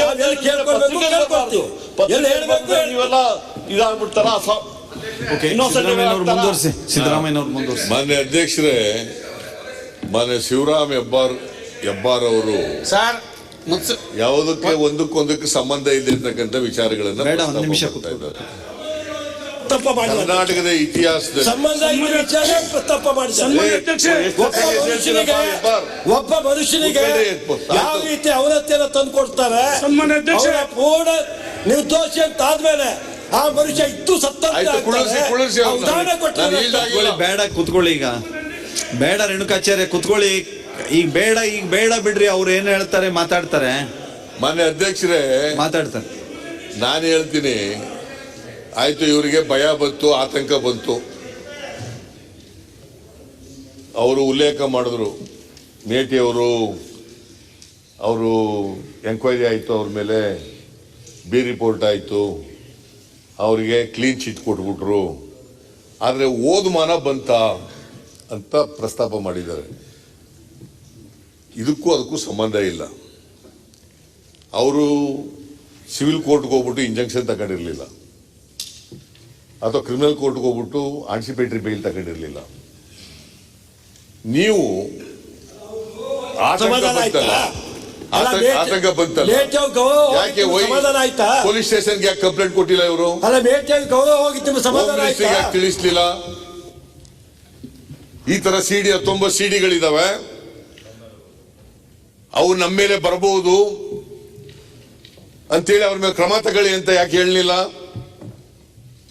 ಪೊಲೀಸ್ ಸ್ಟೇಷನ್ಗೆ ಯಾಕೆ ಹೇಳಲಿಲ್ಲ? ಪೊಲೀಸ್ ಸ್ಟೇಷನ್ಗೆ ಯಾಕೆ ಕಂಪ್ಲೇಂಟ್ ಕೊಡ್ಲಿಲ್ಲ? You are all ministers. ಇಡೀ ರಾಜ್ಯ ನೋಡ್ತಾ ಇದೆ ನಮ್ಮನ್ನ, ಇಡೀ ರಾಜ್ಯ ನಿಮ್ಮನ್ನು ನೋಡ್ತಾ ಇದೆ. ಇವತ್ತು ಕರ್ನಾಟಕದ ಮಾನ ಮರ್ಯಾದೆ ಎಲ್ಲ ಹರಾಜಾಗಿದೆ. ಯಾಕೆ ಹೇಳಿಲ್ಲ? What prevented them? Who prevented them? Police ಒಂದು ಕಂಪ್ಲೇಂಟ್ ಕೊಡ್ಬೋದಾಗಿತ್ತಲ್ಲ. ಹೋಮ್ ಮಿನಿಸ್ಟರ್ ನಿಮ್ಮವರೇ ಇದ್ದಾರಲ್ಲ. ನಿಮಗೆ ಯಾಕೆ ಚಿಂತೆ? ನಮಗೆ ಏನ್ ಕೊಡಬೇಕು ಅಂತಿದ್ರೆ ನಾವು ಕೊಟ್ಟಿದ್ದೇವೆ. ಕಾನೂನಲ್ಲಿ ಅವಕಾಶ ಇದು you are not just Hebbar, you are the minister of the state. ನಾನು ಬಹಳ ಮಂದಿ ಮಿನಿಸ್ಟರ್ ನಾನು ಬಹಳ ಮಂದಿ ಮಿನಿಸ್ಟರ್ ಕೊಟ್ಟು ನೋಡಿದ್ದೇನೆ. You are responsible to the house, you are responsible to the people of this state.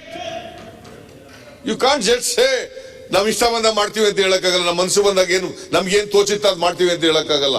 ಮಾನ್ಯ ಸಭಾಧ್ಯಕ್ಷ, you got a very right. ಮಾನ್ಯ ಸಭಾಧ್ಯಕ್ಷರೇ, ಈಗ ಬಸವರಾಜ್ ಅಲ್ಲ, ಯಾವ ಮಿನಿಸ್ಟರು ಕೂಡ ತನಿಖೆ ಮಾಡಬೇಡಿ ಅಂತ ಏನು ಹೇಳಿಲ್ಲ. ತನಿಖೆಯಲ್ಲಿ ಎಲ್ಲವೂ ಕೂಡ ಹೊರಗಡೆ ಬರ್ತದೆ. ತನಿಖೆ ಮಾಡಬೇಡಿ ಅಂತ ಎಲ್ಲೂ ಹೇಳಿಲ್ಲ. ಆದರೆ ಮಾಧ್ಯಮಗಳಿಗೆ ನಿಲ್ಲಿಸೋದಕ್ಕೆ ಅದೇ ಒಂದು ದಾರಿ. ಪೊಲೀಸ್ ಸ್ಟೇಷನ್ ಕೊಟ್ಟರೆ ಮಾಧ್ಯಮದಲ್ಲಿ ಬರೋದಲ್ವಾ? ಹೀಗಾಗಿ ಮಾಧ್ಯಮದಲ್ಲಿ ಪ್ರಕಟಣೆ ನಿಲ್ಲಿಸಿ ಅಂತ ಅನ್ನೋ ಸಲುವಾಗಿ ಅವ್ರು ಆಯ್ತಪ್ಪ, ಹೋಗಿರೋದು. ಷಡ್ಯಂತ್ರ ಇರೋರ ಮೇಲೆ ಕ್ರಮ ತಗೋಬೇಕ ಬೇಡವೇನ್ರಿ? ನಾವು ತಗೊಳ್ತಾ ಇದ್ದೇವಲ್ಲ ಈಗ. ಷಡ್ಯಂತ್ರ ಅಂತ ನೀವೇ ಹೇಳ್ತಿರಲ್ಲ. ಅದಕ್ಕೆ It is a ಷಡ್ಯಂತ್ರ. ಅದಕ್ಕೆ ಕ್ರಮ ಯಾರ್ದು ತಗೊಳ್ತಾ ಷಡ್ಯಂತ್ರ? ಅದ್ನ ಯಾರ್ದು ಹೇಳ್ತೀನಿ. ಷಡ್ಯಂತ್ರ? ಯಾರ ಮೇಲೆ ಷಡ್ಯಂತ್ರ? ಅದೇ ಅದು ಖಂಡಿತವಾಗಿಯೂ ಅದು ಹೇಳ್ತೀನಿ. ಗೊತ್ತಾಗಬೇಕಲ್ಲ. ತನಿಖೆ ಅದೇ ಮಾಡ್ತಿರೋದು. ತನಿಖೆ ಆಯ್ತು. ಸಂಪೂರ್ಣವಾಗಿ ಅದೇ ಬರ್ತಾ ಇರೋದು. ಆಯ್ತು ಮಾನ್ಯ ಅಧ್ಯಕ್ಷರೇ, ಅವ್ರ ರಕ್ಷಣೆಗೆ ನನ್ನ ಪ್ರಕಾರ ಅವ್ರ ರಕ್ಷಣೆಗೆ ಅವ್ರು ಹೋದ್ರು. ರಕ್ಷಣೆಗೆ ಹೋಗಿದ್ದು ಕೋರ್ಟ್ ಅವರು ಪ್ರೊಡ್ಯೂಸ್ ಮಾಡಬೇಡಿ ಅಂತ, ಯಾರು ಅವರು ನೀವೇನು ತೋರಿಸ್ಬೇಡಿ ಅಂತ. ಬಟ್ ಷಡ್ಯಂತ್ರ ಇದೆ, ಯಾರೋ ಮಿಸ್ಯೂಸ್ ಮಾಡಿದ್ದಾರೆ ಅಂತ. Whether they have filed a complaint before you, whether they have by the police station for further investigation. ತಗೊಳ್ಳಿ ಒಂದು ಕಂಪ್ಲೇಂಟ್ ಈಗೂನು.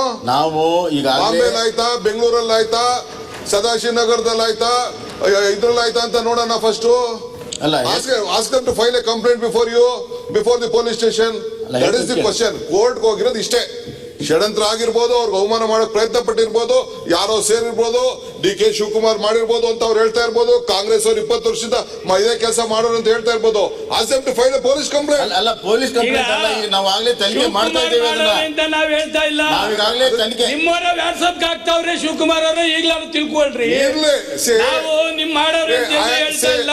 ಸೋಮಶೇಖರ್, ನಿಮ್ಮವರ ನಿಮ್ ಫೋಟೋ ಹಾಕಿ ಸೋಮಶೇಖರ್ ನಿಮ್ಮನ್ನ ಅಲಾಟ್ ಮಾಡ್ತಾವ್ರೆ, ನಾವ್ ಯಾವತ್ತೂ ಮಾಡ್ಲಿಲ್ಲ. ಸೋಮಶೇಖರ್, ವಾಟ್ಸಪ್ ಅಲ್ಲಿ ಬರ್ತಾ ಇರೋದು ನಮ್ ಫೋಟೋ ಅಲ್ಲ. ಈಗಾಗಲೇ ಅದ್ರ ಬಗ್ಗೆ ಏನ್ ತನಿಖೆ ಮಾಡ್ಬೇಕು ಮಾಡ್ತಾ ಇದ್ದೇವೆ. ಶಿವಕುಮಾರ್ ಅವರೇ, ಸೋಮಶೇಖರ್ ನಾವೇ ನಿಲ್ಸಿಲ್ಲಲ್ಲ. ಅಲ್ಲಿರೋರು ಬಿಜೆಪಿದಲ್ಲ ಇರಪ್ಪ. ರಂಗನಾಥ್, ನಿನಗೇನು ಗೊತ್ತಾಗಲ್ಲ. ಸೋಮಶೇಖರ್, ನೀನು ಅಲ್ಲಿ ಬರೀ 1 ವರ್ಷದಿಂದ ಹೋಗಿದ್ಯಾ. 40 ವರ್ಷದ ಸ್ನೇಹಿತ ನೀನು. You know me well, you my blood. ನನ್ನ ರಾಜಕಾರಣ ದಾರಿನೂ ಗೊತ್ತಿದೆ.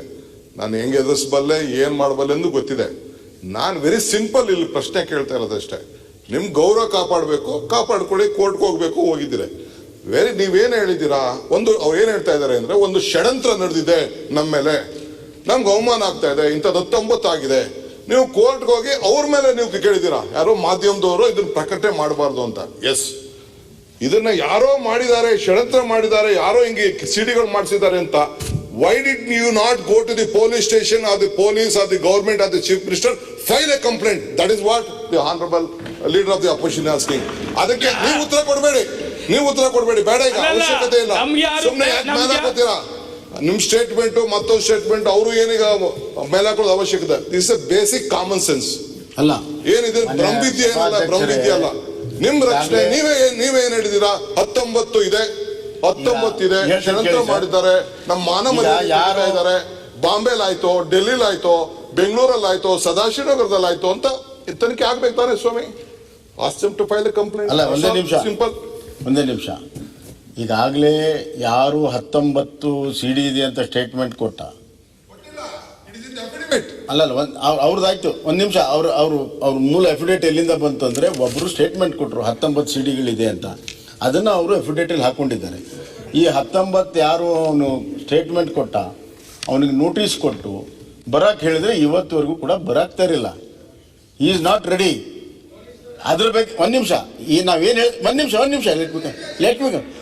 ಅದರ ಅರ್ಥ ಏನು ಅಂದರೆ, ನಾವು ಕೇವಲ 1 CD ಬಗ್ಗೆ ನಾವು ತನಿಖೆ ಮಾಡ್ತಾ ಇಲ್ಲ, ಈ 19 ಸ್ಟೇಟ್ಮೆಂಟ್ ಮೇಲೂ ಕೂಡ ತನಿಖೆ ನಡೆಸಿದ್ದೇವೆ. ಅಲ್ಲ, ಅವರು ನನಗೆ ಅರ್ಜಿ ಕೊಟ್ಟಿದ್ದಾರೋ, ಪೊಲೀಸ್ ಸ್ಟೇಷನ್ ಅರ್ಜಿ ಕೊಟ್ಟರೆ ಪ್ರಶ್ನೆ ಇಲ್ಲ. ಯಾರು 19 ಸ್ಟೇಟ್ಮೆಂಟ್ ಕೊಟ್ಟಿದ್ರೆ ಅವ್ರ ಮೇಲೂ ತನಿಖೆ ನಡೆಸ್ತಾ ಇದ್ದೇವೆ. 19 CD ಬಗ್ಗೆನೂ ತನಿಖೆ ನಡೆಸ್ತೇವೆ, ಅದ್ರ ಬಗ್ಗೆನೂ ತನಿಖೆ ನಡೆಸ್ತಾ ಇದ್ದೇವೆ. ತನಿಖೆ ನಿಂತಿಲ್ಲ. ನಿಷ್ಪಕ್ಷಪಾತವಾಗಿ ಎಲ್ಲ ತನಿಖೆ ಮಾಡ್ತಾ ಇದ್ದೇವೆ. ವಿರೋಧನೂ ಇಲ್ಲ. ನಮ್ಮ ಸರ್ಕಾರ ಯಾರ ಪರವಾಗಿನೂ ಇಲ್ಲ, ಯಾರ ವಿರೋಧ ಇಲ್ಲ. ಸತ್ಯದ ಪರವಾಗಿದ್ದೇವೆ. ಸತ್ಯ ಹೊರಗೆ ಬರ್ಬೇಕಷ್ಟೇ. SIT ಕೊಟ್ಟ ರೆಫರೆನ್ಸ್ ಅಲ್ಲಿ ಈ 6 ಮಂತ್ರಿಗಳ ಮೇಲೆ ಕೇವಲ ಮೊದಲನೇ ಕಂಪ್ಲೇಂಟು ಅಥವಾ ರಮೇಶ್ ಜಾರಕಿಹೊಳಿ ಒಂದೇ ಕಂಪ್ಲೇಂಟ್ ಮೇಲೆ ನಾವು ಮಾಡ್ತಾ ಇಲ್ಲ. ಹಲವಾರು ಕಂಪ್ಲೇಂಟ್ಗಳು ಬೇರೆ ಬೇರೆ ಸಂಘ ಸಂಸ್ಥೆಗಳಿಂದ ಕೂಡ ಬಂದಿದ್ದಾವೆ. ಅವೆಲ್ಲ ಕಂಪ್ಲೇಂಟ್ ಮೇಲೂ ಕೂಡ ತನಿಖೆ ನಡೀತಾ ಇದೆ. ಅದರಲ್ಲಿ 19 CD ಅಂತ ಯಾರು ಹೇಳಿದ್ದಾರೆ ಅವ್ರನ್ನೂ ಕರೆಸಿ ಮಾತನಾಡಿ ಆ 19 CD ಬಗ್ಗೆನೂ ಕೂಡ ನಾವು ತನಿಖೆ ಮಾಡ್ತಾ ಇದ್ದೇವೆ. ಆದ್ರಿಂದ 19 CD ಬಗ್ಗೆ ತನಿಖೆ ಇಲ್ಲ, 1 CD ಬಗ್ಗೆ ಅಂತಲ್ಲ. ಯಾರ್ಯಾರು ಏನೇನು ಕಂಪ್ಲೇಂಟ್ ಕೊಟ್ಟಿದ್ದಾರೆ ಎಲ್ಲದ್ರ ಬಗ್ಗೆ ತನಿಖೆ ಮಾಡ್ತೇವೆ. ಯಾರ ಪರಾನೂ ಇಲ್ಲ, ಯಾರ ವಿರೋಧ ಕೂಡ ಇಲ್ಲ. ನಾವು ಇದರಲ್ಲಿ ಸತ್ಯಾಂಶ ಏನಿದೆ ಅದು ಹೊರಗಡೆ ಬರಬೇಕು. ಮಾನ್ಯ ಸಭಾಧ್ಯಕ್ಷರು, ಇದರಲ್ಲಿ ಎರಡೇ ಭಾಗಿದೆ. ಒಂದು ಮೊರಾಲಿಟಿ, ಇನ್ನೊಂದು ಕ್ರಿಮಿನಾಲಿಟಿ. ಮೊರಾಲಿಟಿ ಬಗ್ಗೆ ಈಗಾಗಲೇ ರಮೇಶ್ ಜಾರಕಿಹೊಳಿ ಅವ್ರಿಗೆ ರಾಜೀನಾಮೆ ಕೊಟ್ಟಿದ್ದಾರೆ. ಅದು ಮುಂದೇನಾಗಬೇಕು ಅದಾಗ್ತದೆ. ಆದರೆ ಇಲ್ಲಿ ಕ್ರಿಮಿನಾಲಿಟಿ ಬಗ್ಗೆ ತನಿಖೆ ಮಾಡುವಂಥದ್ದು ನಮ್ಮ ಇಲಾಖೆಯವರು ಮಾಡ್ತಾ ಇದ್ದಾರೆ, ನಿಷ್ಪಕ್ಷಪಾತವಾಗಿ ಮಾಡ್ತಾ ಇದ್ದಾರೆ. ಅಂತ ಹೇಳಿದ್ರು, ಇಲ್ಲ ನಾವು SITಗೆ 6 ಜನ ಮಂತ್ರಿಗಳದ್ದು ಸಮೇತ ತನಿಖೆ ಮಾಡ್ಲಿಕ್ಕೆ ಹೇಳಿದಿರೋದು ಅಲ್ಲ. ಮತ್ತೆ ಹೇಳಿದ್ದೇನೆ ನಾನು ಮಾತಾಡಲಿಲ್ಲ, ನಾನು ಬಾಯಿಲಿ ಹಾಕಕ್ ಹೋಗ್ಬೇಡಿ. 19 ಜನರು ಅವ್ರದ್ದು ಹೆಸರು ಇಲ್ಲ ಅಲ್ಲ. ಅಲ್ಲಲ್ಲ, ಅವ್ರ ಹೆಸರು ಹೇಳಿದಾರೆ 19 ಜನ ಅಂತ. 19 ಜನ ಏನೊಂದು ಸ್ಟೇಟ್ಮೆಂಟ್ ಕೊಟ್ಟರು ಮಲಾಲಿ ಅನ್ನೋರ್ದು, ಅವ್ರಿಗೂ ಕೂಡ ನೋಟಿಸ್ ಕೊಟ್ಟಿದ್ದೇವೆ, ಅದ್ರ ಬಗ್ಗೆ ಕೂಡ ತನಿಖೆ ಮಾಡ್ತಾ ಇದ್ದೇವೆ. ನಾನೊಂದು ಕೇಳ್ತೀನಿ ಪ್ರಶ್ನೆ ಅಂತ. ನಾನು ಈ 6 ಜನರ ಬಗ್ಗೆ ಮಾತಾಡಿಲ್ಲ. 6 ಜನ ಕಂಪ್ಲೇಂಟ್ ಕೊಟ್ಟಿಲ್ಲ ಅಂತಾನೆ ನಾನು ಹೇಳ್ತಾ ಇರೋದು. ನಾನು ಹೇಳ್ತಾ ಇರೋದು ಈಗ ನೀವು SITಗೆ ಏನು ಇದು ಮಾಡಿದ್ರ ಇನ್ವೆಸ್ಟಿಗೇಷನ್ಗೆ ಯಾವ ರೆಫರೆನ್ಸ್ ಕೊಟ್ಟಿದ್ದೀರಾ ದಯವಿಟ್ಟು ಅದನ್ನ ಹಾಕಿ. ಅದ್ರಲ್ಲಿ ಗೊತ್ತಾಗ್ತದ ನೀವೇನು ಇನ್ವೆಸ್ಟಿಗೇಷನ್ ಇದು ಮಾಡಿದ್ರ. ನಾವೇನು ಇದು ನೋಡಿ, ಇದು ಹಾಕಿದ್ರ ನಿಮ್ಮ ಇದರಲ್ಲಿ ದಿನಾಂಕ 9/3/2021 ಮಾಜಿ ಮಂತ್ರಿಗಳ ರಮೇಶ್ ಜಾರಕಿಹೊಳಿ ಅವರು, ನೀವು ಬಸವರಾಜ ಬೊಮ್ಮಾಯಿ ಅವರದ್ದು ಇದು ನನಗೆ ಪತ್ರ ಬರೆದು ಅವರ ವಿರುದ್ಧ ಕಬ್ಬನ್ ಪಾರ್ಕ್ ಪೊಲೀಸ್ ಠಾಣೆಯಲ್ಲಿ ಒಂದು ಅರ್ಜಿ ನೀಡಿದ್ದು, ಅದರಲ್ಲಿ ಅವರ ವಿರುದ್ಧ ರಾಜಕೀಯ ತೇಜೋವಧೆ ಹಾಗೂ ಮಾನಹಾನಿ ಮಾಡುವ ಉದ್ದೇಶವಿದ್ದು, ಇದರಲ್ಲಿ ಹಲವಾರು ಜನ ಸೇರಿ ಷಡ್ಯಂತ್ರ ರೂಪಿಸುವಂತೂ ಸ್ಪಷ್ಟವಾಗಿ ತಿಳಿಸಿರ್ತಾರೆ.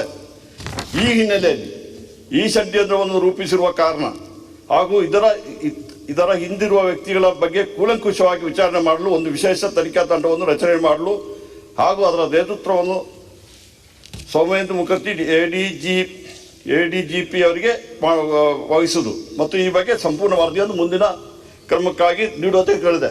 ನಮ್ಮ ಪ್ರಶ್ನೆ ಇಷ್ಟೇ, ನಾವೇನು ಅವರ 6 ಮಂತ್ರಿಗಳು ತಪ್ಪು ಮಾಡಿದಿಂದ ಹೇಳಲಿಲ್ಲ. ನಾವೇನಾದ್ರು ಹೇಳಿದ್ವಿ, ಅವ್ರ ಹೆಸರು ಹೇಳಿದೀವಾ? ಅವರಾಗಿ ಇವತ್ತು ಕೋರ್ಟಿಗೆ ಹೋಗಿದ್ದಾರೆ. ಒಂದು ನಿಮಿಷ ಕೇಳ್ಕೊಳ್ಳಿ, ತಾಳ್ಮೆ ಇರಲಿ ಸ್ವಲ್ಪ. ನೋಡಿ, ನಾನು ಗೃಹ ಮಂತ್ರಿ ಆಗಿದ್ರೆ ಒಂದು ನಿಮಿಷ ನೀವು ಇದ್ರಾಗ ನಿಮಗೆ ಸಹಾಯ ಮಾಡ್ಲಿಕ್ಕೆ ಹೇಳ್ತಾ ಇದ್ದೀನಿ. ನನ್ಗೇನು ಸಹಾಯ ಬೇಕಾಗಿಲ್ಲ, ಬೇಡದಿದ್ರೆ ಸ್ವಲ್ಪ ಕೇಳ್ಕೊಳ್ಳಿ. ನಿಮ್ ಸಹಾಯ ನಿಮಗೆ ಸಹಾಯ ಬೇಕಾಗಿಲ್ಲ. ನಿಮ್ಮ ಇಷ್ಟ ಪ್ರಕಾರ ನೀವು ಇವತ್ತು SIT ಮಾಡಿ ನಿಮಗೆ ನಿಮ್ಮ ಇಷ್ಟ ಪ್ರಕಾರ ತನಿಖೆ ಮಾಡ್ಲಿಕ್ಕೆ ಹೊರಟಿದ್ದಾರೆ. ನಿಮ್ಗೆ ಯಾಕೆ ಸಹಾಯ? ನಾವು ಹೇಳ್ತಾ ಇರೋದು ನ್ಯಾಯ ಇದಾಗಿ ಒಂದು ತನಿಖೆ ಆಗಬೇಕು. ನಾವು ಹೇಳಿಲ್ಲ, ಅವರು ವಿರುದ್ಧವಾಗಿ ಕೋರ್ಟಿಗೆ ಹೋಗಿದ್ದಾರೆ.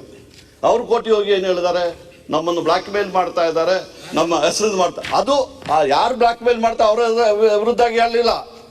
ಪಾಪ ಮೀಡಿಯಾದವರು ಇದ್ದಾರೆ, ಅವ್ರ ವಿರುದ್ಧವಾಗಿ ಹೋಗಿ ಹೇಳಿದ್ದಾರೆ. ಅಂದ್ರೆ ಮೀಡಿಯಾದಲ್ಲಿ ಇವತ್ತು ಪಬ್ಲಿಷ್ ಆಗ್ತಿದ್ರೆ ಇವರೆಲ್ಲ ಪಾಪ ಇನ್ನೋಸೆಂಟ್ ಒಂದು ಆಗ್ತದ. ಅಧ್ಯಕ್ಷ, ನೀವೇನ್ ಹೇಳಿದ್ರು ಅದಕ್ಕೆ? ಸಿದ್ದರಾಮಯ್ಯನವರು ಅಲ್ರಿ, ಒಂದೇ ನಿಮಿಷ ನೀವು ಮಾತಾಡಿ ಸರ್. ನೀವು ಮಾತಾಡಿ ಸರ್. ಇಲ್ಲ, ನೀವು ಮಾತಾಡಿ ಸರ್. ನೀವೆಲ್ಲ ಹಿರಿಯವರು ಇದ್ದೀರಿ. ಯಾವುದೇ ಒಂದು ವಿಷಯ ವಿಚಾರಣೆ ಹಂತದಲ್ಲಿ ಇರುವಾಗ ವಿಷಯನ ಬಿಟ್ಟು ತಾವು ಮಾತಾಡಿ ಸರ್. ಆಮೇಲೆ ಉತ್ತರ ಕೊಡುವಾಗ ಅವ್ರು ಕೊಡ್ಲಿ. ಉತ್ತರ ಕೊಡುವಾಗ ಅವ್ರು ಕೊಡ್ಲಿ. ವಾದ ಪ್ರತಿವಾದ ಎಷ್ಟು ಬಿಗಿ ಮೆತ್ತದು. ಅವರು ಕೂಡ ನೋಟಿಸ್ ಕೊಟ್ಟಿದ್ದೇವೆ, ಅದು ಕೂಡ ತನಿಖೆ ಆಗ್ತಾ ಇದೆ ಅನ್ನೋದನ್ನ ಮಾತ್ರ ಅಷ್ಟೇ ಹೇಳಿದ್ದೇನೆ ನಾನು. ನಿಮ್ಮನ್ನು ಇಲ್ಲವಾದ್ರೆ ವಿಷಯ ಮುಕ್ತಾಯ ಆಗೋದಿಲ್ಲ, ಇವತ್ತು ಚರ್ಚೆ ಆಗೋದಿಲ್ಲ. ನೀವು ಮಾತಾಡಿ ಸರ್. ಮಾನ್ಯ ಅಧ್ಯಕ್ಷರೇ, ನಿಮ್ಗೆ ಅವಕಾಶ ಕೊಡ್ತೀವಿ, ಕರೆದ ಮಾತನಾಡಿ ಪ್ಲೀಸ್. ಈಗ ಬಸವರಾಜ ಬೊಮ್ಮಾಯಿ ಅವರು ಕೂಡ ಹೇಳಿದ್ದಾರೆ, ಅವ್ರ ಹೆಸರು ಹೇಳಿದ್ರೆ ಎದ್ದು ಬಿಡ್ತಾರೆ. ನನಗೆ ಅದೇ ಬಂದಿರೋ ತಾಪತ್ರಯ. ಅವ್ರ ಹೆಸರು ಹೇಳಲ್ಲ ನಾನು. ಹೋಮ್ ಮಿನಿಸ್ಟ್ರು ಹೇಳಿದ್ದಾರೆ, ಷಡ್ಯಂತ್ರ ನಡೆದಿದೆ, ಆ ಷಡ್ಯಂತ್ರ ಇದೆ ಅಂತಕ್ಕಂಥ ಕಾರಣಕ್ಕೋಸ್ಕರವಾಗಿ ನಮಗೆ ಆತಂಕ ಬಂದಿದೆ, ಅದಕ್ಕೋಸ್ಕರವಾಗಿ ನಾವು ಕೋರ್ಟ್ಗೆ ಹೋಗಿದ್ದೀವಿ, ಇಂಜೆಕ್ಷನ್ ತಗೊಂಡಿದ್ದೀವಿ ಅಂತ ಹೇಳಿದ್ದಾರೆ. ಯಾಕಂತಂದ್ರೆ ಒಂದ್ಸಾರಿ ಮಾನ ಹೊರಟೋದ್ಮೇಲೆ ವಾಪಸ್ ಬರೋದಿಲ್ಲ. ಆ ಮಾನ ಹೋಗೋಕ್ಕಿಂತ ಮುಂಚಿತವಾಗಿ ಇಂಜೆಕ್ಷನ್ ತಗೋಬೋಣ ಅಂತೇಳಿ ತಗೊಂಡಿದ್ದೀವಿ ಅಂತ ಹೇಳ್ತಾ ಇದ್ದಾರೆ. ನಾನೇನು ಹೇಳ್ತೀನಿ ಅಂದರೆ, ನೀವು ಆಸ್ ಮಿನಿಸ್ಟರ್ಸ್ 6 ಜನರು ಕೂಡ they are not just MLAs are MLCs are ordinary citizens of the state country. They are ministers. They are occupying very important post, responsible post. They are answerable to the people, they are answerable to the house.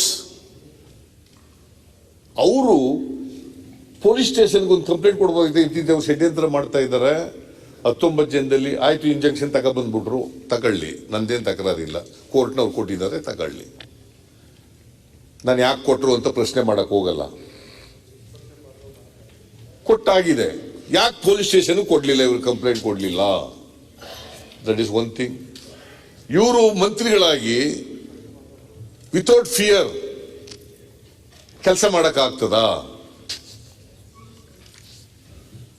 ಇವರು injection ತಗೊಂಡಿರೋರು ನಮ್ಮ ಮೇಲೆ ಷಡ್ಯಂತ್ರ ನಡೆಸಿದ್ದಾರೆ, ಅದಕ್ಕೋಸ್ಕರವಾಗಿ ನಾವು ಕೋರ್ಟ್ಗೆ ಹೋಗಿದ್ದೀವಿ ಅಂತ ಹೇಳೋರು. ಇದು ಸಿಡಿ ಎಲ್ಲಾಗಿದೆ, ಏನ್ ಕಥೆನೋ ಗೊತ್ತಿಲ್ಲ, ಆಗಿದೆಯೋ ಇಲ್ಲೋ ಗೊತ್ತಿಲ್ಲ, ಸಿಡಿ ಇದೆಯೋ ಇಲ್ಲೋ ಗೊತ್ತಿಲ್ಲ. ನಾವ್ಯಾರು ಕೂಡ ಅವ್ರ ಮೇಲೆ ಸಿಡಿ ಇದೆ ಅಂತ ಹೇಳ್ತಾ ಇಲ್ಲ. ಅವರಾಗಿದ್ದು ಅವರೇನೆ ಕೋರ್ಟ್ ಕೊಟ್ಟೋಗ್ಬಿಟ್ಟಿದ್ದಾರೆ.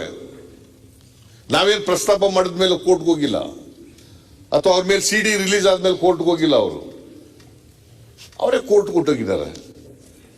ಕಂಪ್ಲೇಂಟ್ ಕೊಡ್ಬೋದಾಗಿತ್ತಲ್ಲ, ಆಸ್ ಎ ಮಿನಿಸ್ಟರ್ ಕಂಪ್ಲೇಂಟ್ ಕೊಡ್ಬೋದಾಗಿತ್ತಲ್ಲ ಪೊಲೀಸ್ ಸ್ಟೇಷನ್ಗೆ, ಅದು ಕೊಟ್ಟಿಲ್ಲ. ಇವರನ್ನೇ ರಕ್ಷಣೆ ಮಾಡ್ಕೊಳ್ಳಕ್ಕೆ ಕೋರ್ಟ್ ಮೊರೆ ಹೋಗಿರೋರು ಬೇರೆಯವ್ರ ರಕ್ಷಣೆ ಮಾಡಕ್ಕೆ ಹೆಂಗ್ ಸಾಧ್ಯ ಆಗ್ತದೆ?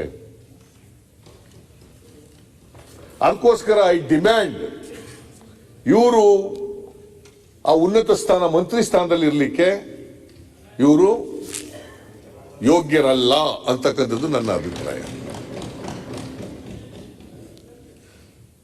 ಅದಕ್ಕೋಸ್ಕರ till the matter disposed of, till they get the clean sheet, ಯಾಕಂದ್ರೆ ಅದು ಎಂಕ್ವೈರಿ ನಡೀತಾ ಇದೆ ಅಂತ ಹೇಳ್ತಾ ಇದ್ದಾರೆ. ಷಡ್ಯಂತ್ರದ ಬಗ್ಗೆನೂ ಕೂಡ, ಯಾಕಂದ್ರೆ ಮುಲಾಲಿ ಅವನು 19 ಸಿಡಿ ಇದಾವೆ ಅಂತ ಹೇಳ್ಬಿಟ್ಟಿದ್ದಾರೆ.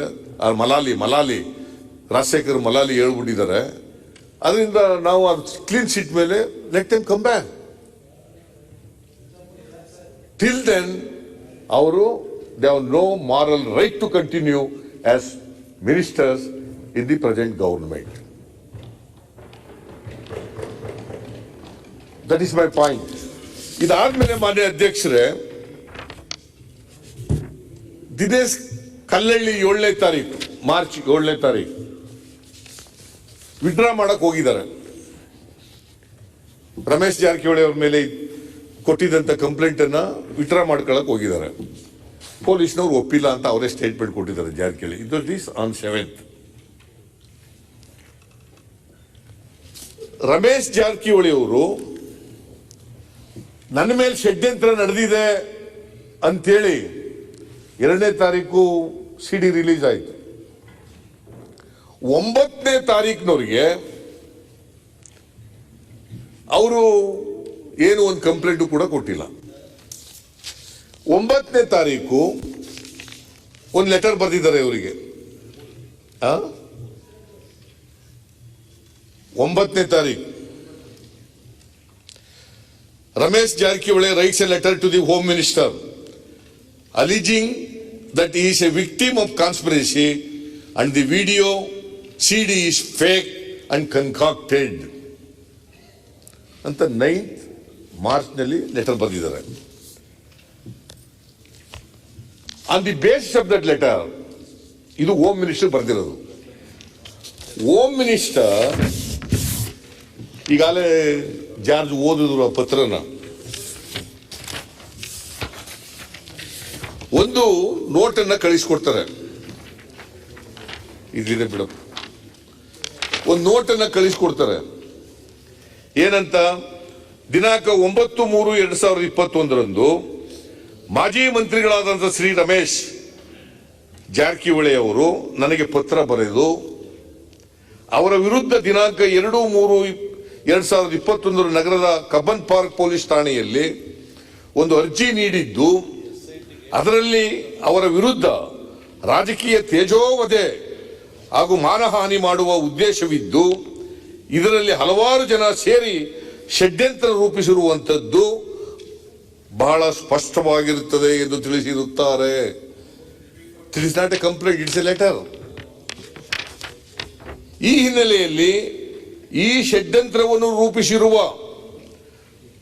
ಇದರ ಹಿಂದಿರುವ ವ್ಯಕ್ತಿಗಳ ಬಗ್ಗೆ ಕೂಲಂಕುಷವಾಗಿ ವಿಚಾರಣೆಯನ್ನು ಮಾಡಲು ಒಂದು ವಿಶೇಷ ತನಿಖಾ ತಂಡವನ್ನು ರಚನೆ ಮಾಡಲು ಹಾಗೂ ಅದರ ನೇತೃತ್ವವನ್ನು ಶ್ರೀ ಸೌಮೇಂದು ಮುಖರ್ಜಿ ಎಡಿಜಿಪಿ ಇವರಿಗೆ ವಹಿಸುವುದು ಮತ್ತು ಈ ಬಗ್ಗೆ ಸಂಪೂರ್ಣ ವರದಿಯನ್ನು ಮುಂದಿನ ಕ್ರಮಕ್ಕಾಗಿ ಸರ್ಕಾರಕ್ಕೆ ನೀಡುವಂತೆ ಸೂಚಿಸಿದೆ.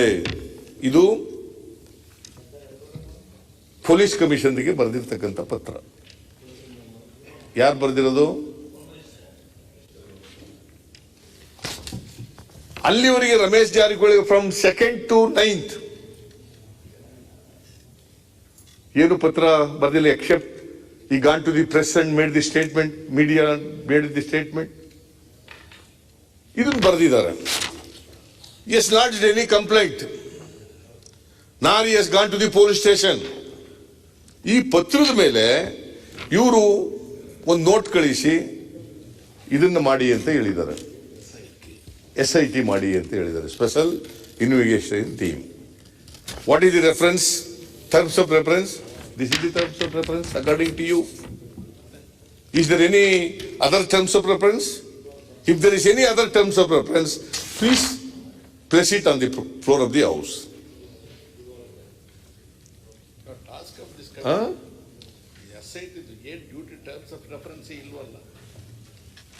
ಇದೊಂದು ಲೆಟರ್ ಬಿಟ್ರೆ there is no terms of reference to SIT.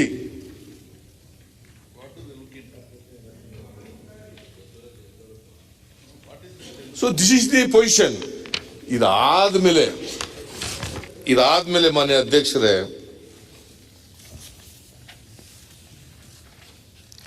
So ಇದಾದ್ಮೇಲೆ 11ನೇ ತಾರೀಕು SIT ರಚನೆ ಆಗುತ್ತೆ. SIT ರಚನೆ ಆದ್ಮೇಲೆ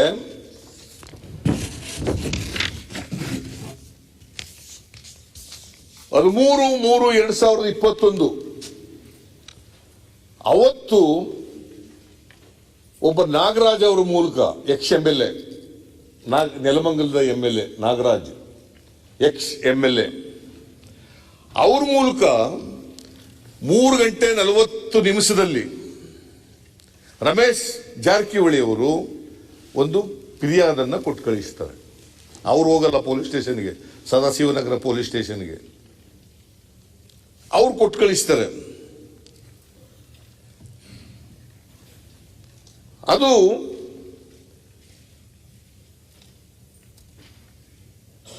ಯಾವ ಸೆಕ್ಷನ್ ಕೆಳಗಡೆ ಇದೆ ಅಂತಂದ್ರೆ section 34, section 120B, section 385, section 465, section 469 of IPC. All are bailable offenses.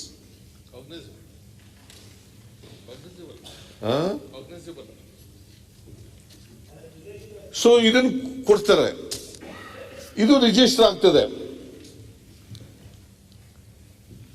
ಅದಾದ್ಮೇಲೆ 13ನೇ ತಾರೀಕು SIT ಅವ್ರು ಏನ್ ಮಾಡ್ತಾರೆ, ಅಲ್ಲಿವರೆಗೆ ಯಾವುದೇ ಟರ್ಮ್ಸ್ ಆಫ್ ರೆಫರೆನ್ಸ್ ಇಲ್ಲ, ಯಾವುದೇ FIR ಇಲ್ಲ. 13ನೇ ತಾರೀಕಿನವ್ರಿಗೆ, 11ನೇ ತಾರೀಕು ಆಗ್ತದೆ, 13ನೇ ತಾರೀಕಿನವ್ರಿಗಿಲ್ಲ. ಅವತ್ತು SIT ಅವರು ಶ್ರಾವಣ್ ಮತ್ತು ನರೇಶ್ ಅನ್ನೋರ್ನ ರೈಡ್ ಮಾಡ್ತಾರೆ, ಅವ್ರ ಮನೇನ ರೈಡ್ ಮಾಡ್ತಾರೆ. ಶ್ರಾವಣ್ ಮತ್ತು ನರೇಶ್ ಅವ್ರ ಮನೇನ ರೈಡ್ ಮಾಡ್ತಾರೆ.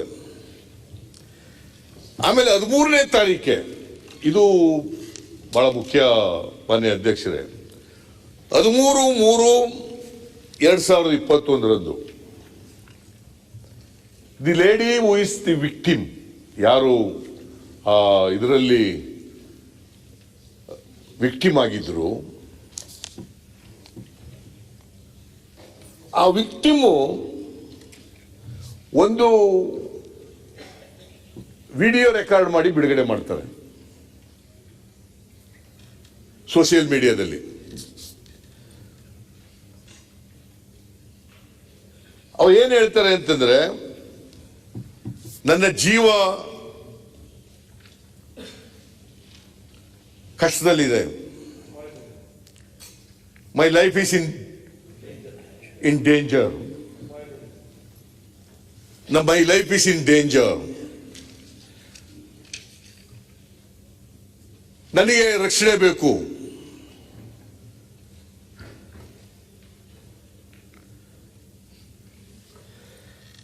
ರಮೇಶ್ ಜಾರಕಿಹೊಳಿ ಅವರು ನನಗೆ ಕೆಲಸ ಕೊಡ್ತೀವಿ ಅಂತೇಳಿ ನನ್ನನ್ನು ಲೈಂಗಿಕವಾಗಿ ದುರುಪಯೋಗ ಮಾಡ್ಕೊಂಡಿದ್ದಾರೆ.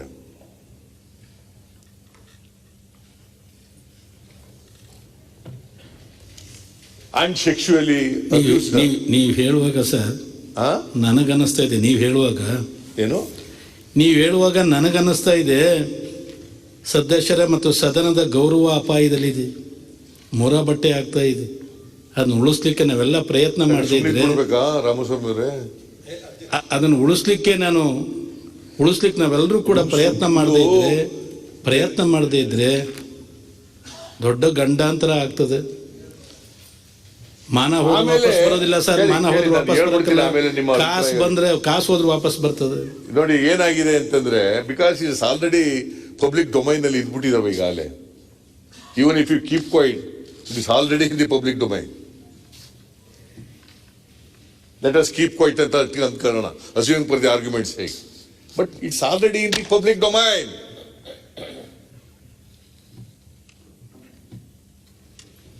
ಅವ್ರು ಏನ್ ಹೇಳಿದ್ದಾರೆ ಅಂದ್ರೆ, ಗೃಹ ಸಚಿವರಿಗೆ ಒಂದು ಮನವಿನೂ ಕೂಡ ಮಾಡಿದ್ದಾರೆ.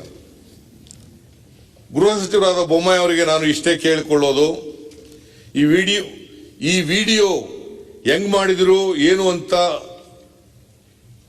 ಎತ್ತ ಅಂತ ಏನು ಗೊತ್ತಿಲ್ಲ. ಯಾವ ವಿಡಿಯೋ ಬಿಡುಗಡೆ ಆದದ್ದು 2ನೇ ತಾರೀಕು ಬಿಡುಗಡೆ ಆದದ್ದು. ಆಲ್ರೆಡಿ ನನ್ನ ಮಾನ ಮರ್ಯಾದೆ ಊರು ತುಂಬಾ ಹರಾಜು ಆಗ್ಬಿಟ್ಟಿದೆ. ನನ್ನ ಮನೆ ಹತ್ರ ಬಂದ್ಬಿಟ್ಟು ಜನಗಳೆಲ್ಲ ಕೇಳಿಕೊಂಡು ಹೋಗ್ತಿದ್ದಾರೆ. ನನ್ನ ಅಪ್ಪ ಅಮ್ಮ 2 ಸಲ ಸೂಯಿಸೈಡ್ ಅಟೆಂಪ್ಟ್ ಮಾಡ್ಕೊಂಡಿದ್ದಾರೆ.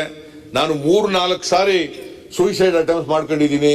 ನಮಗೆ ಹಿಂದೆ ಯಾರೂ ಇಲ್ಲ, ಪೊಲಿಟಿಕಲ್ ಸಪೋರ್ಟ್ ಅದು ಇದು ಏನೂ ಇಲ್ಲ.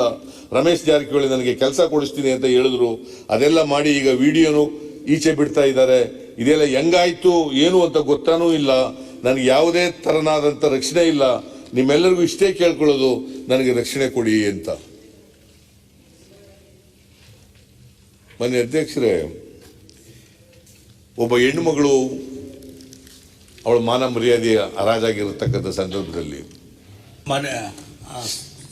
ಹರಾಜಾಗಿದೆ ಅಂತ ಮಾನ್ಯ ಸಿದ್ದರಾಮಯ್ಯ ಅವರೇ ತಾವು ಹೇಳಿದಿಲ್ಲ ಆಗಲೇ, ಅವ್ರು ಹೇಳ್ಕೊಂಡಿರೋದ್ರಿ ಜಗದೀಶ್ ಶೆಟ್ಟರೆ, ಅವ್ರ ಹೇಳಿಕೆನ ಓದಿದ್ರಿ ನೀವು. ಆಗಲೇ ನೀವು ಮಾತಾಡುವಂಥ ಸಂದರ್ಭದಲ್ಲಿ, ಓರಲ್ ಆಗಿ ಮಾತಾಡುವಂಥ ಸಂದರ್ಭದಲ್ಲಿ ಆ ಹೆಣ್ಮಗಳು ನನ್ನ ನೌಕರಿ ಸಲುವಾಗಿ ಲೈಂಗಿಕವಾಗಿ ಉಪಯೋಗ ಮಾಡಿಕೊಂಡ್ರು ಅನ್ನುವಂಥದ್ದು ಶಬ್ದ ನೀವು ಪ್ರಯೋಗ ಮಾಡಿದ್ರಿ. ಅವಳ ಹೇಳಿಕೆಯಲ್ಲಿ ಎಲ್ಲಿ ಇಲ್ಲ, ಅದು ಇಲ್ಲ ನೋಡಿ ಬೇಕಾದ್ರೆ ಎಲ್ಲಿ ನೋಡಿ ಈಗ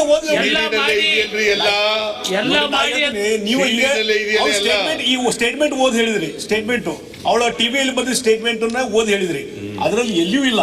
ನೌಕರಿ ಬಿಟ್ರೆ ಮತ್ತೆ ಯಾವುದೂ ಹೇಳಿಲ್ಲ. ಅವಳು ಲೈಂಗಿಕವಾಗಿ ನಾನು ಉಪಯೋಗ ಮಾಡಿಕೊಂಡ್ರು ಮತ್ತೊಂದು ಆ ರೀತಿ ಸ್ಪೆಸಿಫಿಕ್ ಕಂಪ್ಲೇಂಟು ಕೊಟ್ಟಿಲ್ಲಕ್ಕಿ. ಅದಕ್ಕೆ ದಯವಿಟ್ಟು ಈಗ ಮಾನ್ಯ ಸಭಾಧ್ಯಕ್ಷರು ತಾವೇನು ಇವತ್ತು ಕೆಲವು ಅಡ್ವೈಸ್ ಮಾಡಿದ್ರಲ್ಲ, ಇದನ್ನೆಲ್ಲ ವಿಚಾರ ಮಾಡ್ಕೊಂಡ್ರಿ. ಯಾಕಂದ್ರೆ ಇಂಥ ಸಂದರ್ಭದಲ್ಲಿ ಚರ್ಚೆ ಎಲ್ಲಿಯೂ ಹೋಗ್ಬಿಡ್ತದೆ. ಅದು ಎಲ್ಲಿಯೂ ಹೋಗಿ ಕೊನೆಗೆ ಮಾನ ಹರಾಜಾಗೋದು ಇಲ್ಲಿದ್ದಂಥವ್ರದೇ, ನಮ್ಮವ್ರದೇ. ಆ ದೃಷ್ಟಿಯಿಂದ ಇವತ್ತು ಇದನ್ನ ಯಾವ ಒಂದು ಇತಿಮಿತಿಯಲ್ಲಿ ಮಾಡಬೇಕು ಚರ್ಚೆ ಮಾಡ್ರಿ, ನಂದೇನಿಲ್ಲ. ನೋಡಿ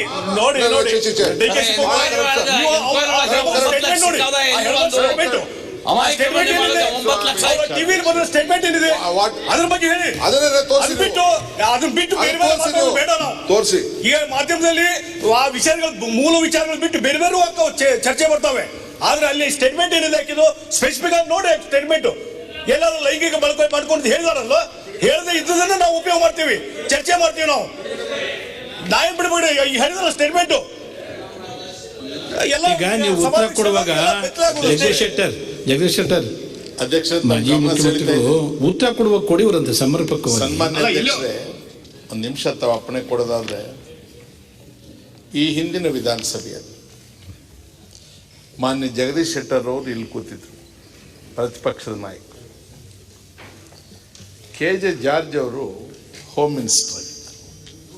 ನಾನು ಮಂತ್ರಿಗಿಂತ ಏನಾಗಿರಲಿಲ್ಲ, ಆಡಳಿತ ಪಕ್ಷ ಸದಸ್ಯ ಹಿಂದೆ ಕೂತಿದ್ದೆ. ಒಂದು ವಿಚಾರವನ್ನು ಪ್ರಸ್ತಾಪ ಮಾಡ್ತಾ ಅಂದಿನ ಪ್ರತಿಪಕ್ಷದ ನಾಯಕರಾದ ಜಗದೀಶ್ ಶೆಟ್ಟರ್ ಅವರು ಸಕಲೇಶ್ಪುರದಲ್ಲಿ ಒಂದು ಹೆಣ್ಮಗಳದ್ದು ರೇಪ್ ಆಗಿದ್ದದ್ದು ಹೇಳಿದ್ರಿ ತಾವು. ಮಾತಾಡ್ತಾ ಹೇಳಿ 6 ತಿಂಗಳಾಗಿದೆ. ಆ ಬಟ್ಟೆ ಸಮೇತ ಸೀಸ್ ಮಾಡಿದ್ದಾರೆ. ಇದುವರೆಗೂ ಏನು ಕ್ರಮ ಜರುಗಿಸಿಲ್ಲ ಅಂತ ಸರ್ಕಾರದ ಲೋಪಗಳ ಬಗ್ಗೆ ಪ್ರತಿಪಕ್ಷದ ನಾಯಕರಾಗಿ ಮಾತಾಡ್ತಿದ್ರು. ನಾನು ತಮಗೆ ಹೇಳ್ತೇನೆ, ಒಂದು ಕ್ಷಣ ಅಲ್ಲಿ ಕೂತ್ಕೊಳ್ಳೋಕೆ ಆಗಲಿಲ್ಲ ನನಗೆ. ಕಾಗೋಡು ತಿಮ್ಮಪ್ಪನವರು ತಮ್ಮ ಪೀಠದಲ್ಲಿ ಕೂತಿದ್ರು. ನಾನು ತಕ್ಷಣ ಎದ್ದು, ಆ ಹೆಣ್ಣುಮಗಳು ನನ್ನ ಮಗಳು, ನಾವು ಸಾರ್ವಜನಿಕ ಜೀವನದಲ್ಲಿ ಈ ಸಭೆಗೆ ಬರೋದು ಜನರ ಪ್ರಾತಿನಿಧ್ಯ ಮಾಡೋದಕ್ಕೆ. ಅವ್ರ ತಂದೆ ಮಗಳು ಅಲ್ದಾಡ್ತಾ ಇದ್ದಾರೆ ಅಂತ ಅವ್ರು ಹೇಳ್ತಾರೆ. ಅವ್ರು ಬಹಳ ಸೌಮ್ಯ ಸ್ವಭಾವದ ಮನುಷ್ಯರು. ನನ್ನ ಮಗಳಿಗಾದರೆ ನಾನೇನು ಮಾಡ್ತೀನಿ? ಯಾಕೆ ಆ ಸಬ್ ಇನ್ಸ್ಪೆಕ್ಟರ್ ಇನ್ನೂ ಸಸ್ಪೆಂಡ್ ಆಗಿಲ್ಲ? ಜಾರ್ಜ್ ಅವ್ರು ಇಲ್ಲೇ ಕೂತಿದ್ದಾರೆ, ಕೇಳಿ. 4 ಗಂಟೆ ಒಳಗೆ ಅವನು ಸಸ್ಪೆಂಡ್ ಆಗದೆ ಹೋದರೆ ಈ ಸದನ ನಡೆಯಕ್ಕೆ ಬಿಡೋದಿಲ್ಲ ಅಂತ ನಾನು ಆಡಳಿತ ಪಕ್ಷದವನು ಹಠ ಮಾಡ್ಕೊಂಡು ಕೂತ್ಕೊಂಡೆ. ತಕ್ಷಣ ಜಾರ್ಜ್ ಅವರು ನನ್ನ ಮಾತನ್ನು ಸ್ವೀಕಾರ ಮಾಡಿ ಸದನ ಸ್ವಲ್ಪ ಹೊತ್ತು ಮುಂದಕ್ಕೆ ಹಾಕಿಸಿ ವಾಪಸ್ ಬಂದು ಸಬ್ ಇನ್ಸ್ಪೆಕ್ಟರ್ ಸಸ್ಪೆಂಡ್ ಮಾಡಿದ್ದೀವಿ ಅಂತ ಹೇಳಿ ಅನೌನ್ಸ್ ಮಾಡಿ, ಯಾರು ಅವನು ಹಿಂದಿದ್ದಾರೆ, ಅಷ್ಟು ದೊಡ್ಡ ಮನುಷ್ಯನ ಅವನು ಅಂತ ಕೇಳಿದೆ. ನಾನು ಯಾಕೆ ಈ ಮಾತು ಹೇಳ್ತೇನೆ ಅಂದರೆ, ತಾವು ಒಂದು 2 ನಿಮಿಷದ ಮೊದಲು ಹೇಳಿದ್ರಿ ಸದನದ ಗೌರವ ಏನಾಗುತ್ತೆ ಅಂತ. ಮಾನ್ಯ ಗೃಹ ಮಂತ್ರಿಗಳು ನಾನು ಕೇಳ್ತೇನೆ, ಅವರು ನಿಮಗೆ ಕೊಟ್ಟಿದ್ದಾರೆ ಮನವಿಯನ್ನು. ಹೇಗೆ ನಮ್ಮ ಸಹೋದರರು, ನಮ್ಮ ಸಹೋದ್ಯೋಗಿ ರಮೇಶ್ ಜಾರಕಿಹೊಳಿಯವರು ತಮಗೆ ತಮ್ಮ ನೋವನ್ನು ತೋಡ್ಕೊಂಡು ಒಂದು ಅರ್ಜಿ ಕೊಟ್ಟಿದ್ದಾರೆ, ಅದೇ ರೀತಿ ಆ ಹೆಣ್ಮಗಳು ಕೊಟ್ಟಿದ್ದಾಳೆ. ಸತ್ಯ ನಮಗೆ ಗೊತ್ತಿಲ್ಲ, ಅದೇ ಸತ್ಯ ಅಂತ ನಾವು ಹೇಳ್ತಾ ಇಲ್ಲ. ಒಂದು ವಿಶೇಷ ತನಿಖಾ ದಳ, ಸ್ಪೆಷಲ್ ಇನ್ವೆಸ್ಟಿಗೇಷನ್ ಟೀಮ್ ನೀವು ಮಾಡಿದಾಗ ಟರ್ಮ್ಸ್ ಆಫ್ ರೆಫರೆನ್ಸ್ ಇಲ್ಲದೆ ಹೋದರೆ ಏನು ಕೆಲಸ ಏನು ಅವ್ರಿಗೆ? SITಗೆ ವಾಟ್ಸ್ ದರ್ ಜಾಬ್? ಈ ಹೆಣ್ಮಗಳು ತಾನು ಕೊಟ್ಟಿರ್ತಕ್ಕಂಥ ಮನವಿ, ನನ್ನ ಜೀವ ಅಪಾಯದಲ್ಲಿದೆ, ನಾನು ಏನೋ ಕಷ್ಟಕ್ಕೆ ಹೋದೆ, ನನಗೆ ಹೀಗಾಯಿತು ಅಂತ ಹೇಳಿ, ಅದು ಕೂಡ ಟರ್ಮ್ಸ್ ಆಫ್ ರೆಫರೆನ್ಸ್ಗೆ ಇನ್ಕ್ಲೂಡ್ ಆಗುತ್ತಾ, ಇನ್ಕ್ಲೂಡ್ ಆಗೋದಿಲ್ವಾ? ಪ್ಲೀಸ್ ಡೌನ್ 1973ರಲ್ಲಿ R.D. ಕಿತ್ತೂರ್ ಅವರು, he was a minister in this house, Belgaum ಜಿಲ್ಲೆಯಿಂದ ಆರಿಸಿ ಬಂದಿದ್ದು. ಸುಮಿತ್ರಾ ಕುಲಕರ್ಣಿ ಅಂತಕ್ಕಂಥ ಒಂದು ಹೆಣ್ಣುಮಗಳು ಅವರ ಮನೆ ಹತ್ರಕ್ಕೆ ಹೋಗಿದ್ರು. ಅನಂತರ ಅವರು ನಾಪತ್ತೆ ಆಗಿದ್ದಾರೆ ಅಂತ ಒಂದು ಪ್ರೆಸ್ ರಿಪೋರ್ಟ್. ಇಡೀ ಸದನದಲ್ಲಿ ಆ ಸುಮಿತ್ರಾ ಕುಲಕರ್ಣಿ ಯಾರು, ಆ ಹೆಸರಿನವಳು ಯಾರಾದರೂ ಇರಲಿಲ್ವಾ, ಆಕೆ ಹೋಗ್ಲಿಲ್ವಾ, ಕಿತ್ತೂರವ್ರು ಏನಾದರೂ ಮಿಸ್ಬಿಹೇವ್ ಮಾಡಿ? ಏನೂ ಇಲ್ಲ ರೀ, ಕಥೆನೇ ಇಲ್ಲ. Remember, he was a schedule caste man, he was sack. ಈ ಸದನದಲ್ಲಿ ಇಂಥವೆಲ್ಲ ಬಹಳ ನಡೆದಿದ್ದಾವೆ. After all Ramesh Jarkiholi is our colleague. ನಾನು ನನ್ನನ್ನು ಅವ್ರ ಸ್ಥಿತಿಯಲ್ಲಿ ಇಟ್ಕೊಳ್ತೇನೆ. ಅವ್ರ ಕುಟುಂಬ ಏನಾಗ್ಬೋದು, ಅವ್ರ ಹೆಣ್ಮಕ್ಳು ಏನಾಗ್ಬೋದು, ಮನೆಯವ್ರು ಏನು ತಿಳ್ಕೊಬೋದು, ಅವ್ರಿಗೆಷ್ಟು ನೋವು ಆಗ್ಬೋದು, ಅದನ್ನೆಲ್ಲ. But at the same time ಆ ಹೆಣ್ಮಗಳು, ಅವಳು ನಮ್ಮ ಮಗಳಲ್ವಾ? ಅವಳು ಹೇಳಿದ್ದು ಸತ್ಯ ಸುಳ್ಳು ಇನ್ನೊಂದು ಮತ್ತೊಂದು ಅದೆಲ್ಲ ವಿಚಾರಣೆ ಆದ್ಮೇಲೆ ತಾನೆ ತೀರ್ಮಾನಕ್ಕೆ ಏಕಾಏಕಿ ಬರಕ್ಕೆ ನಮಗೇನು ಅದು ಅಧಿಕಾರ ಇದೆ. ಸೊ ವಿಚಾರಣೆಗೆ, ಅದರ ವ್ಯಾಪ್ತಿಗೆ ನಾನು ತಮ್ಮಲ್ಲಿ ವಿನಂತಿ ಮಾಡ್ಕೊಳ್ತೇನೆ ಮಾನ್ಯ ಅಧ್ಯಕ್ಷರ ಮುಖೇನ, in the interest of justice, bring that also under the terms of reference.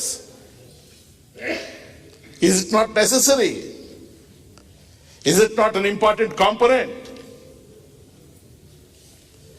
The other things I'll get up afterwards. ಮಾನ್ಯ ಸಭಾಧ್ಯಕ್ಷರೇ, ರಮೇಶ್ ಕುಮಾರ್ ಅವರು ಒಂದು ಇಂಪಾರ್ಟೆಂಟ್ ಡೈಮೆನ್ಷನನ್ನು ಇದಕ್ಕೆ ಕೇಳಿದ್ದಾರೆ, ಭಾಳ ಒಳ್ಳೆಯದಾಯಿತು. ಮಾನ್ಯ ಸಭಾಧ್ಯಕ್ಷರೇ, ನನ್ನ ರೆಫರೆನ್ಸಲ್ಲೂ ಕೂಡ ಸಂಪೂರ್ಣವಾದಂಥ ಷಡ್ಯಂತ್ರ ಅಂದರೆ ದಿನೇಶ್ ಕಲ್ಲಳ್ಳಿಯ ಕಂಪ್ಲೇಂಟ್ ಸಮೇತ ಇದರ ಹಿಂದಿರೋರು ಯಾರ್ಯಾರಿದ್ದಾರೆ ಸಂಪೂರ್ಣವಾಗಿ ತನಿಖೆ ಮಾಡಿ ಅಂತಲೇ ನಾನು ಹೇಳಿರುವಂಥದ್ದು. ಒಂದನೇದಾಗಿ ಒಂದ್ ಸೆಕೆಂಡ್ ಕೇಳಿ ಅಲ್ಲ you should listen to me. So need to help you. Dinesh Kallahalli ಅವರ ಕಂಪ್ಲೇಂಟ್ ಹಿಂದೆ ಯಾರಾದರೂ ಇರುವುದಾದರೆ ಅದು ಟರ್ಮ್ಸ್ ಆಫ್ ರೆಫರೆನ್ಸ್ಗೆ ಅಗತ್ಯವಾಗಿ ಬರಬೇಕು. ಹಾಗೇನೆ ಆ ಕಂಪ್ಲೇಂಟ್ ವಿತ್ಡ್ರಾ ಮಾಡಿಸೋದಕ್ಕೆ ಯಾರ್ಯಾರಿದ್ರು ಅನ್ನೋದು ಬರಬೇಕಾಗುತ್ತೆ. ಹೇಳ್ತೇನೆ ಕೇಳಿ. ಅಲ್ಲದೆ I have brief the initial this thing to STF that complete ಆಗಿ ಎಲ್ಲ ಆಯಾಮಗಳ ಇದು ಆಗಬೇಕು, ಇನ್ವೆಸ್ಟಿಗೇಷನ್ ಆಗಬೇಕು. ಆ ವಿಡಿಯೋ ಬಂದ ತಕ್ಷಣನೇ ಇದು ಕೂಡ ಇನ್ವೆಸ್ಟಿಗೇಷನ್ ಆಗಬೇಕು ಅನ್ನುವಂಥ ಸೂಚನೆಯನ್ನು ಕೂಡ ಕೊಟ್ಟಿದ್ದೇನೆ. ಅದಕ್ಕೆ ತುರ್ತಾಗಿ ಅವಳಿಗೆ ರಕ್ಷಣೆ ಕೊಡೋದಕ್ಕೂ ಕೂಡ ಸೂಚನೆಯನ್ನು ಕೊಟ್ಟಿದ್ದೇನೆ. ಯಾಕಂದ್ರೆ she has address to me, it is my duty. Immediately police commissioner one second sir one second ಅಲ್ಲ ಅದು ಬೇರೆ ವಿಚಾರ. ಸರಿ ಒಂದು ನಿಮಿಷ ಅಲ್ಲ ಒಂದು ನಿಮಿಷ ನಾನು ಮಾತಾಡಕ್ಕೆ ಬಿಡಿ ದಯವಿಟ್ಟು. ಆ ಲೆಟರಲ್ಲಿ ವಿಚಾರಣೆ ಮಾಡಿ ವರದಿ ಅಂತ ಕೊಡೋದು ನಂತರ ನಡೆದಂಥ ಘಟನೆ ಅನುಗುಣವಾಗಿ ಆ ಹೆಣ್ಣು ಮಗಳ CD ಬಂದ ಮೇಲೆ, ಅದು ವಿಶೇಷವಾಗಿ ನನಗೆ ಅಡ್ರೆಸ್ ಮಾಡಿದ ಮೇಲೆ ಇಟ್ ಈಸ್ ಮೈ ಡ್ಯೂಟಿ. ಅದಕ್ಕೆ ನಾನು ಕೂಡಲೇ ನಾಟ್ ಇವನ್ 1 hour ಒಳಗಡೆನೆ ಇವಳಿಗೆ ಕೂಡಲೇ ರಕ್ಷಣೆಯನ್ನು ಕೊಡಿ ಅಂತ ಹೇಳೋದು ಅಷ್ಟೇ. ಒಂದು second sir, let me you are not allowing to complete. ಅಲ್ಲದೆ ಆ ವಿಡಿಯೋನು ಕೂಡ ತನಿಖೆಗೆ ಒಳಪಡಿಸಿ ಸತ್ಯಾಸತ್ಯವನ್ನು ಮಾಡಿ ಸ್ಟೇಟ್ಮೆಂಟ್ಗಳನ್ನು ತಗೊಳ್ಳಿ ಅಂತ ಹೇಳಿದ ತಕ್ಷಣವೇ ಅವತ್ತೇ ನೋಟಿಸ್ ಇಶ್ಯೂ ಆಗಿದೆ. ಅವಳು ರಕ್ಷಣೆಗೆ ಹುಡುಕಾಟನೂ ಮಾಡ್ತಾ ಇದ್ದೇವೆ. ಯಾವ ಹೆಣ್ಣುಮಗಳು ರಕ್ಷಣೆ ಕೇಳ್ತಾ ಇದ್ದಾಳೆ, ಅವಳು ಎಲ್ಲಿದ್ದಾಳೆ ಅಂತ ಗುರುತಿಸೋದು ಅಷ್ಟೇ ಅವಶ್ಯಕತೆ. ಅವಳು she is not coming forward. ಆದರೂ ಕೂಡ ನಾವೇನು ಹೇಳಿದ್ದೇವೆ, ನೋಟಿಸ್ನಲ್ಲಿ ಏನು ಹೇಳಿದ್ದೇವೆ ಅಂದರೆ ಕೇವಲ ನಾವು ರಕ್ಷಣೆ ಕೊಡ್ತೀವಿ ಅಂತ ಅಷ್ಟೇ ಹೇಳಿಲ್ಲ. ನಿನಗೆ ಇಲ್ಲಿ ಬರೋದಕ್ಕೆ ಭಯ ಇದ್ದರೆ ನಾವೇ ನೀ ಎಲ್ಲಿರ್ತೀವಿ ಅಲ್ಲಿಗೆ ಲೇಡಿ ಕಾನ್ಸ್ಟೇಬಲ್ ಸಮೇತ ಬರ್ತೇವೆ, ನೀವು ಸ್ಟೇಟ್ಮೆಂಟನ್ನು ರೆಕಾರ್ಡ್ ಮಾಡ್ಕೊಳ್ತೇವೆ ಅನ್ನುವಂಥ ಮಾತನ್ನು ಕೂಡ ಹೇಳಿದ್ದೇವೆ. ಸರ್ ನಾನು ಅದಕ್ಕೆ ಹೇಳಿದೆ, ಇಲ್ಲಿ ಯಾರ ಪರವಾಗಿನೂ ಇಲ್ಲ. ಇದರ ಅಲ್ಲ ಅದಾದ್ಮೇಲೆ ವಿಡಿಯೋ ಬಂದಿರೋದು ಫೋರ್ಸ್ ಕೊಟ್ಟಿಲ್ಲ ಇವರು. ಅಲ್ಲ ಸರ್, SIT ಆದ್ಮೇಲೆ ವಿಡಿಯೋ ಬಂದಿರೋದು. ವಿಡಿಯೋ ಬಂದ ತಕ್ಷಣ ನನಗೆ ಅಡ್ರೆಸ್ ಮಾಡಿದಕ್ಕೆ ನಾವು ಹೇಳಬೇಕು ಹೆಂಗೆ ಘಟನೆ ಹೆಂಗೆ ಆಗಿದೆ ಅನ್ನೋದನ್ನ ಅದಕ್ಕೆ ನಾವು ಕ್ರಮಗಳನ್ನು ತೆಗೆದುಕೊಳ್ತಾ ಇದ್ದೇವೆ. ಇಲ್ಲ, ಆನರಬಲ್ ಹೋಮ್ ಮಿನಿಸ್ಟರ್ ಬಹಳ ಕರೆಕ್ಟ್, ನೀವೇನೋ ಹೇಳ್ತಾ ಇರೋದು ಸರಿ. ಯು ಪ್ಲೀಸ್ ಸಿ, ಏನೇ ಒಂದು SIT ಮಾಡ್ಬೇಕಾದ್ರೆ ನನಗಿರುವಂತ ಒಂದು ಸಣ್ಣ ಅನುಭವದಲ್ಲಿ, ನಾನು ಒಂದಷ್ಟು ದಿನ ಮಂತ್ರಿಗಿಂತ ಆಗ್ಲೇ ಹೇಳಿದ್ರಿ 40 ವರ್ಷ ಅನುಭವ ಇದೆ ಅಂತ, ಸಣ್ಣದಂಗಾಗುತ್ತೆ ಅನುಭವದಲ್ಲಿ. ರಾಜಕೀಯದಲ್ಲಿ ಅಡ್ಮಿನಿಸ್ಟ್ರೇಷನ್ ಅಲ್ಲೂ ಸ್ವಲ್ಪ ಅನುಭವ ಇದೆ, ಎಲ್ಲ ಇದೆ. SIT ಆಗ್ಬೇಕಾದ್ರೆ should not be in any government order, should not be a term of reference. Where is the government order? Please tell us. See, number one, ನೀವು ಹೇಳಿದೆಲ್ಲ ಕೇಳಿದ್ದೀನಿ ನಾನು. ಒಂದು ಗವರ್ಮೆಂಟ್ ಆರ್ಡರ್ ಇಲ್ಲ, ಟರ್ಮ್ಸ್ ಆಫ್ ರೆಫರೆನ್ಸ್ ಇಲ್ಲ, FIR ಗಳಿಲ್ಲ. ಪಾಪ ರಮೇಶ್ ಜಾರಕಿಹೊಳಿ ಅವರ ಸ್ನೇಹಿತ ನಮ್ಮ ನಾಗರಾಜ್ ಅವರು ಒಂದು ಕಂಪ್ಲೇಂಟ್ ಎತ್ಕೊಂಡು ಪೋಸ್ಟ್ ಕೊಟ್ಟ ತಕ್ಷಣ ಆತಂದು FIR ಆಗ್ತದೆ. ಹೆಣ್ಮಗಳು ನಿಮ್ಗೆ ಯಾರು ಅದೆಲ್ಲ ಹೇಳ್ತೀನಿ, FIR ಬಗ್ಗೆ ಡೀಟೇಲ್ ಉತ್ತರ ಹೇಳ್ತೇನೆ. ಉತ್ತರ ಹೇಳುವಾಗ ಕೊಡೋರಂತೆ ಹೇಳ್ತೀನಿ. ನಾನು ಯಾವ ಕೇಸಲ್ಲಿ ಯಾವಾಗ FIR ಆಗಿದೆ ಎಲ್ಲ ಹೇಳ್ತೀನಿ. ತಮ್ಗೆ ಹೇಳದ್ ನಾನು ಅಷ್ಟೇ. ತಾವು ಟರ್ಮ್ಸ್ ಆಫ್ ಅವ್ರೇನು what is asking, one second, terms of reference ನ ನೀವು ಒಂದು ಗವರ್ಮೆಂಟ್ ಕನ್ವರ್ಟ್ ಮಾಡಿದೀರಾ? ಒನ್ ಸೆಕೆಂಡ್ ಇಟ್ಟಿದ್ದೀರಾ? No you are helping me. ನಾನು ರಮೇಶ್ ಜಾರಕಿಹೊಳಿ ಲೆಟರ್ ಬಂದ ಮೇಲೆ ಒಂದು ನೋಟನ್ನು ಪೊಲೀಸ್ ಕಮಿಷನರ್ಗೆ ಕಳಿಸೋದು ನಾನು ಕರ್ತೇನೆ, ಕಳಿಸಿದ್ದೆ. ಅದಾದಮೇಲೆ police commissioner he has formed SIT and he has pass the order to the SIT members. ಒಂದು ಆರ್ಡರ್ ಮಾಡಿ, ನಾನು ಆರ್ಡರ್ ಮಾಡಲ್ಲ, ಕಮಿಷನರ್ ಆಫ್ ಪೊಲೀಸ್ ಆರ್ಡರ್ ಮಾಡ್ತಾರೆ. ಆ ಆರ್ಡರ್ ಆಗಿದೆ. ನಾವು ಒಂದು ನಿಮಿಷ ಸರ್, ಒಂದೇ ಒಂದು ನಿಮಿಷ. ಶಿವಕುಮಾರ್ ಒಂದು ನಿಮಿಷ. ಅಲ್ಲ ಹೇಳಿದ್ನಲ್ಲ, ಕಮಿಷನರ್ ಆರ್ಡರ್ ಮಾಡಿದ್ದಾರೆ ಅಂತ ಹೇಳಿದ್ರು.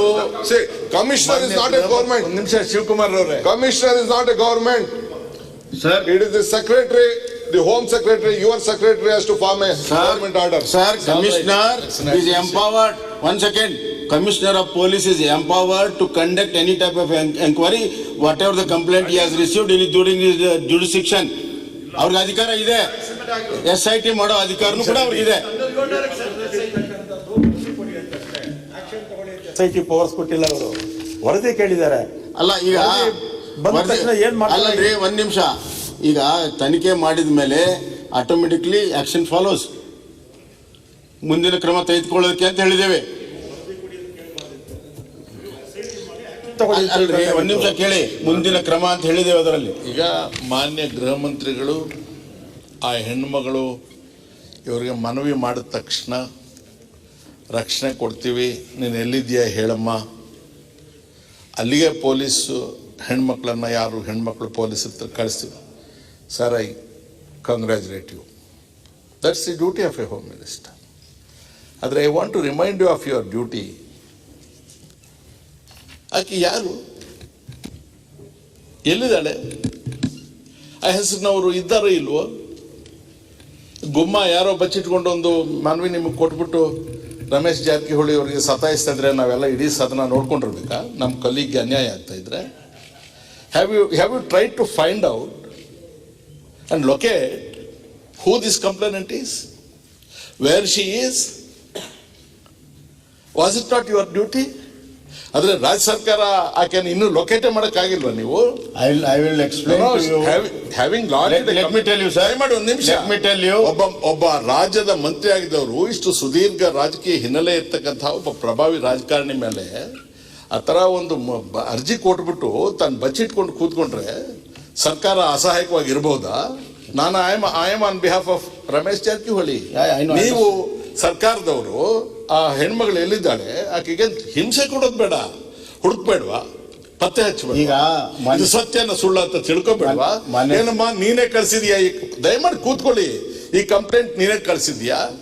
ಏನಮ್ಮ ನಿನ್ನ ಹತ್ರ ಏನು ಪುರಾವೆಗಳಿದ್ದಾವೆ? ಏನು ಕೇಳ್ಬೇಕಲ್ವಾ? ಇವತ್ತಿಗೆ ಸಾರ್ವಜನಿಕರ ಗಮನಕ್ಕೆ ಮಾಹಿತಿಗೆ ಅಂತ ಹೆಣ್ಮಗಳು ಒಬ್ಳು ಇದ್ದಾಳ ಇಲ್ವೋ? ಈ ಅಜ್ಜಿ ಸುಳ್ಳು ಸತ್ಯನೋ? ಇದನ್ನು ಯಾರು ಷಡ್ಯಂತ್ರ ಮಾಡಿದ್ರು? ನೀವು ಮಾಡಿದ್ರು, ಇವ್ರು ಮಾಡಿದ್ರು, ಅವ್ರಿಗೆ ಯಾರಾದರೂ ಇನ್ಯಾರಾದರೂ ವಿರೋಧಿಗಳಿದ್ದು ಮಾಡಿದ್ರು?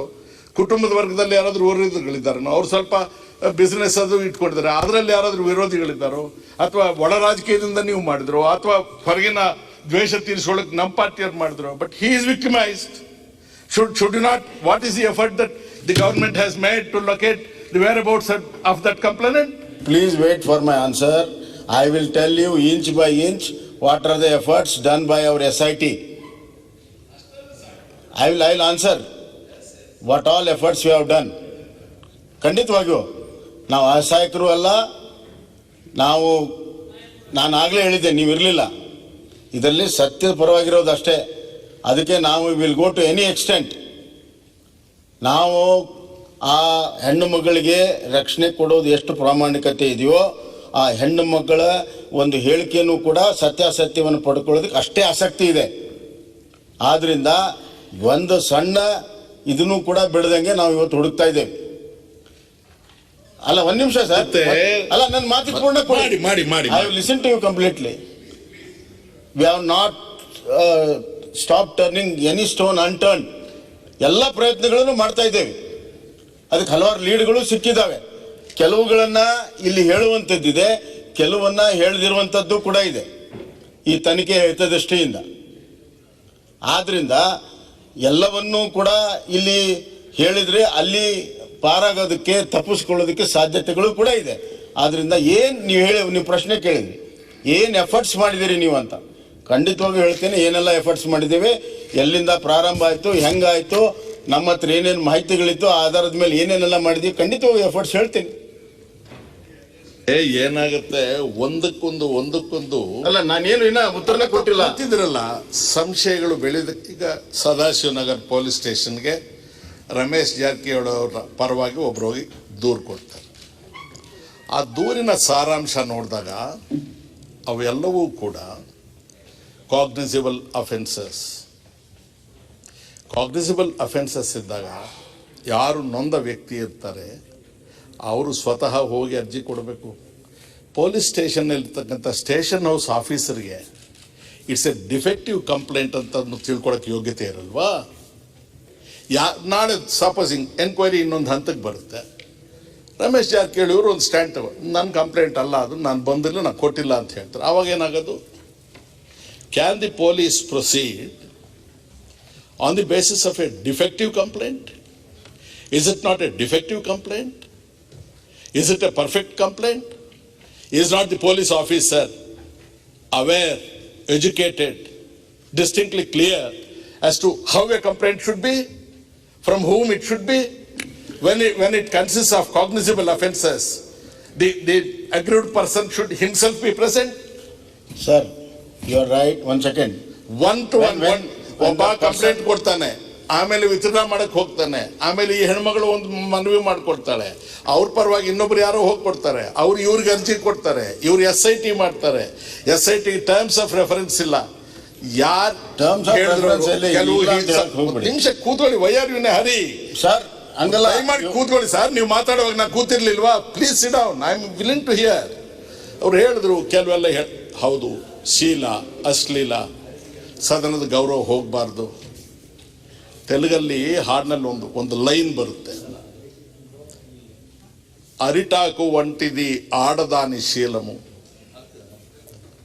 ಮುಳ್ಳುಗುಚ್ಚಿಪೋಯಿನ ಮುಕ್ಕಲೇ ಮಿಗುಲನು. ಬಾಳೆ ಎಲೆ ಇರುತ್ತಲ್ಲ, ಹೆಣ್ಣಿನ ಶೀಲ ಬಾಳೆ ಎಲೆ ಇದ್ದಂಗಿರುತ್ತಂತೆ. ಒಂದು ಸಣ್ಣ ಮುಳ್ಳು ಅದಕ್ಕೆ ತಾಗಿದ್ರು ಕೂಡ ಅದು ಹರಿದು ಪೀಸ್ ಆಗೋಗ್ಬಿಡುತ್ತೆ, ಆಮೇಲೆ ಬಾಳೆ ಎಲೆಯಾಗಿ ಉಳಿಯೋದಿಲ್ಲ ಅದು. We are as much concerned as you are about things not being disclosed which should not be disclosed, but things that should be disclosed essentially in the interest of public cannot be concealed in such names. Let this clarity be there with the government. we are very much clear. Sir, one second sir. Sir, last sir, in ಆ ಕಡೆ ಅವರು ಅಲ್ಲಿ ಮಾತಾಡಂಗಿಲ್ಲ, ನಾನು ಮಾತಾಡಲ್ಲ. ಒಂದೇ second. ಇಲ್ಲ ಅವರು ಹಂಗೆ ಕ್ವಶನ್ ಕೇಳ್ತಾರೆ, ನಿಮ್ಮಂಗೆ ಮಾತಾಡಿದ್ರೆ ಅದಕ್ಕೆ ಆಮೇಲೆ ಒಟ್ಟಿಗೆ ಕೊಡ್ಬೋದು. ಅವ್ರು ಪರ್ಟನೆಂಟ್ ಕ್ವಶನ್ ಕೇಳಿದಾಗ ಹೇಳಲೇಬೇಕಾಗ್ತದೆ. ಮಾನ್ಯ ಸಭಾಧ್ಯಕ್ಷರೇ, he has raised that complaint ಕೊಟ್ಟ ಮೇಲೆ ಅಸರ್ಟೈನ್ ಮಾಡ್ಕೊಳ್ಳುವಂಥದ್ದು ಒಬ್ಬ SHO ಕರ್ತವ್ಯ ಹೌದಲ್ಲ. ಖಂಡಿತವಾಗೂ ಅದ್ರ ಸಲುವಾಗಿಯೇ ರಮೇಶ್ ಜಾರಕಿಹೊಳಿ ಅವ್ರನ್ನ 2 ಬಾರಿ ಕರೆಸಿ ಅವ್ರು ಹೇಳಿರುವಂಥ ವಿಚಾರ, ಕಂಪ್ಲೇಂಟ್ ವಿಚಾರ ಎಲ್ಲವನ್ನೂ ಕೂಡ ವಿಚಾರಣೆ ಮಾಡಿದ್ದೇವೆ. ಏನು ಕಾನೂನು ಪ್ರಕಾರ ಏನು ಮಾಡಬೇಕು ಎಲ್ಲವನ್ನೂ ಕೂಡ ಮಾಡಿದ್ದೇವೆ.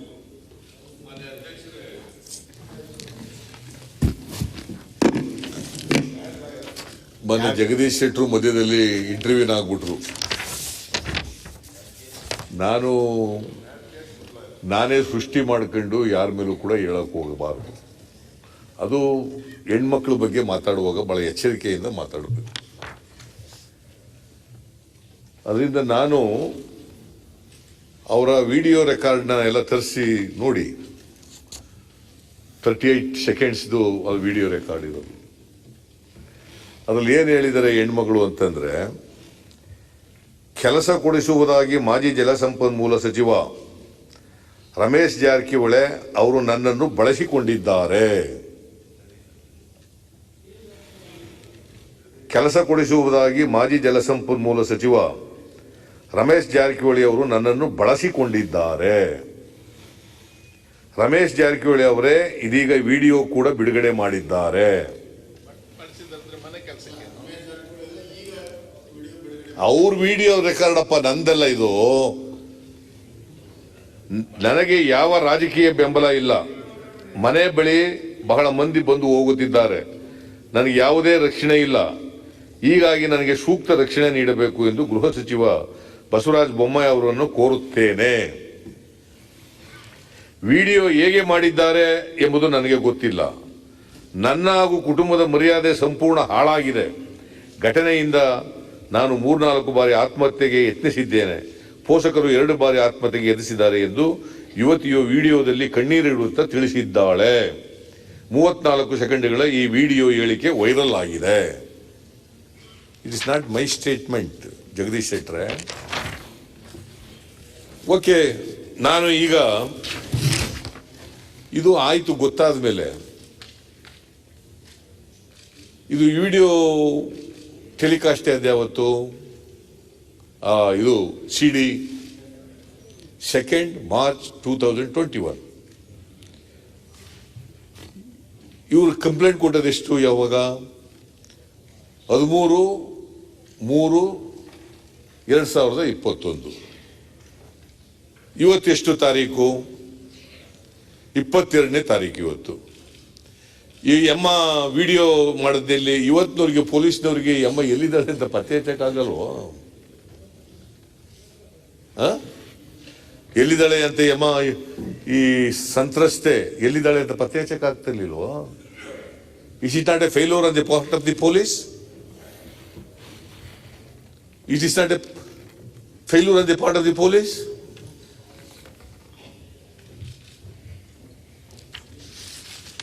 ಬಳಸಿಕೊಂಡಿದ್ದಾರೆ ಅಂದ್ರೆ ಏನರ್ಥ? That means to say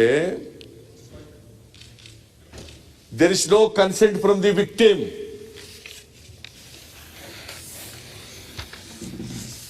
If there is no consent, it amounts to rape. It amounts to section 376 of Indian Penal Code. When such a information is obtained by the police, such a serious cognizable offense is occurred, is it not the duty of the police to register a case under section 154 of CRPC? 13ನೇ ತಾರೀಕಿನಿಂದ ಇವತ್ತಿನವರೆಗೆ the police people have not registered a case at all. What Nirbhaya case? ಕೋರ್ಟ್ನಲ್ಲಿ ಏನು ಹೇಳಿದ್ದಾರೆ ನಿರ್ಭಯ ಕೇಸ್ನಲ್ಲಿ? If there is any information to the police, if it contains cognizable offense, it is the duty of the police to register a case under section 154.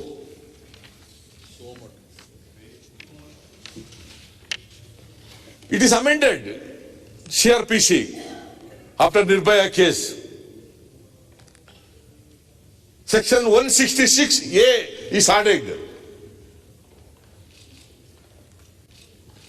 If the police officers fail to register a case against the information which involves cognizable offense, disciplinary action can be taken against the police people. That is section 166A CRPC. You have registered a case which is not tenable under law of the complaint of Mr. Ramesh Jarkiwale on 13th March 2021, whereas you are not registered a complaint of the victim.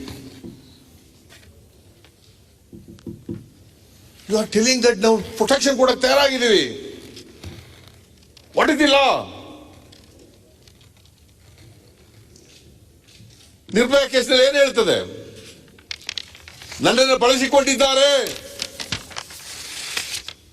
ಅಂದ್ರೆ ಏನರ್ಥ?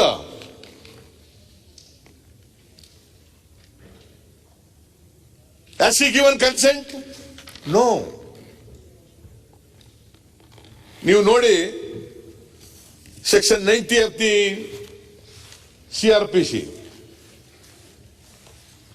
Section 90 of the CRPC. What does it say?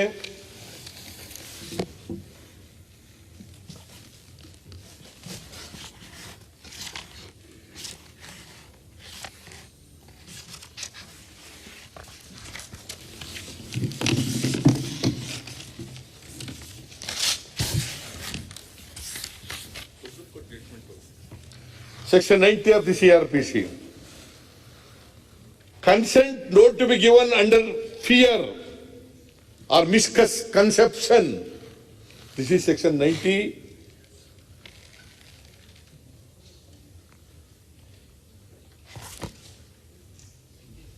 of the IPC. A consent is not such a consent as is intended by any section of this code if the consent is given by a person under fear of injury or under misconception of fact. And if the person doing the act knows or has reason to believe that the consent was given in consequence of such fear or misconception, is not a consent at all.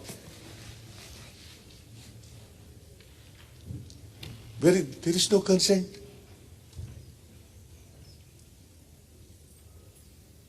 When there is no consent,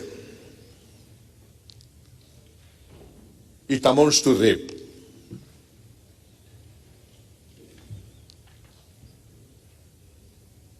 According to the information given by the victim, according to the video statement, it it amounts to rape. Why case is not registered under 376?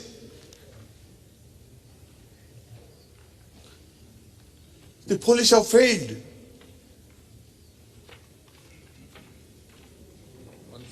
Ramesh ಜಾರಕಿಹೊಳಿಗೆ ಒಂದು ನ್ಯಾಯ, ವಿಕ್ಟಿಮ್ಗೆ ಒಂದು ನ್ಯಾಯ ಇದೆಯಾ?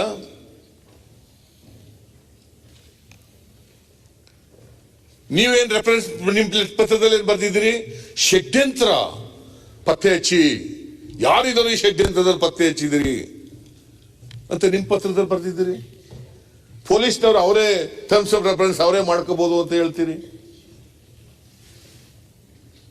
ಅದ್ರ government ಇದೇನು ಕೆಲಸ? Terms of ಅವರೇ reference ಮಾಡ್ಕೊಂಡ್ರೆ, ಪೊಲೀಸ್ನವ್ರು ಅವರೇ ಟರ್ಮ್ಸ್ ಆಫ್ ರೆಫರೆನ್ಸ್ ಮಾಡ್ಕೊಂಡ್ರೆ, ನೀವ್ ಯಾಕೆ SIT ಮಾಡಿ ಅಂತ ಬರೆದ್ರಿ?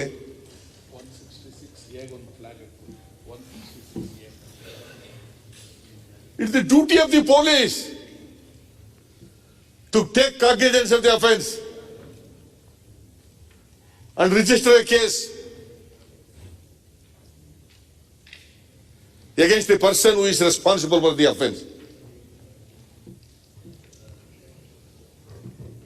ಅದರಿಂದ ಮಾನ್ಯ ಅಧ್ಯಕ್ಷರೇ, there is a great injustice caused to victim.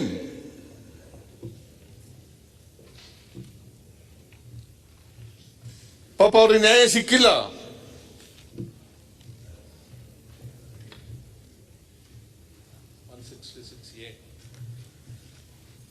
ಇವ್ರಿಗೆ ಪೊಲೀಸ್ ಫೇಲ್ ಆದ್ಮೇಲೆ any case is registered with the police officer or SIT under section 166 AF CRPC, no such case is registered. ಹಾಗಾದ್ರೆ ನಿರ್ಭಯ ಕೇಸಿನ ಅಗತ್ಯ ಏನು? ನಿರ್ಭಯ ಕೇಸ್ನಲ್ಲಿ ಸುಪ್ರೀಂ ಕೋರ್ಟ್ನವರು ಅಷ್ಟೊಂದು ಹೇಳ್ಬೇಕಾದಂತ ಅಗತ್ಯ ಏನಿತ್ತು? ಅದರಿಂದ ಮಾನ್ಯ ಅಧ್ಯಕ್ಷರೇ,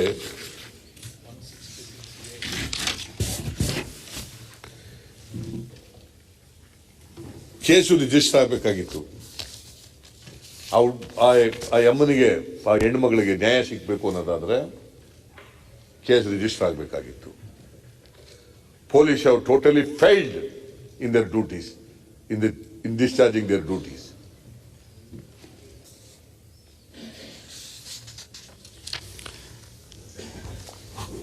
ಬೇರೆ ಬೇರೆಯವರೆಲ್ಲ ಕರೆದಿದ್ದಾರೆ. ಆ ಎಮ್ಮೆ ಎಲ್ಲಿದ್ದಾಳೆ ಅಂತ ಇವತ್ತಿನವರೆಗೆ ಹುಡುಕಿಲ್ಲ, ಅವಳು ಪ್ರೊಟೆಕ್ಷನ್ ಕೊಟ್ಟಿಲ್ಲ, ಅವಳು ವಿಡಿಯೋ ರೆಕಾರ್ಡ್ ಮೇಲೆ ಕೇಸ್ ರಿಜಿಸ್ಟರ್ ಆಗಿಲ್ಲ.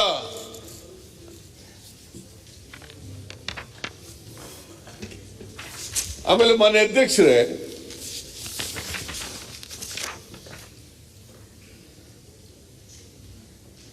ಹದಿನಾರರಿಂದ 18ರವರೆಗೆ ಬಹಳ ಜನ ಕರೆದಿದ್ದಾರೆ ಪೊಲೀಸ್ ಸ್ಟೇಷನ್ಗೆ.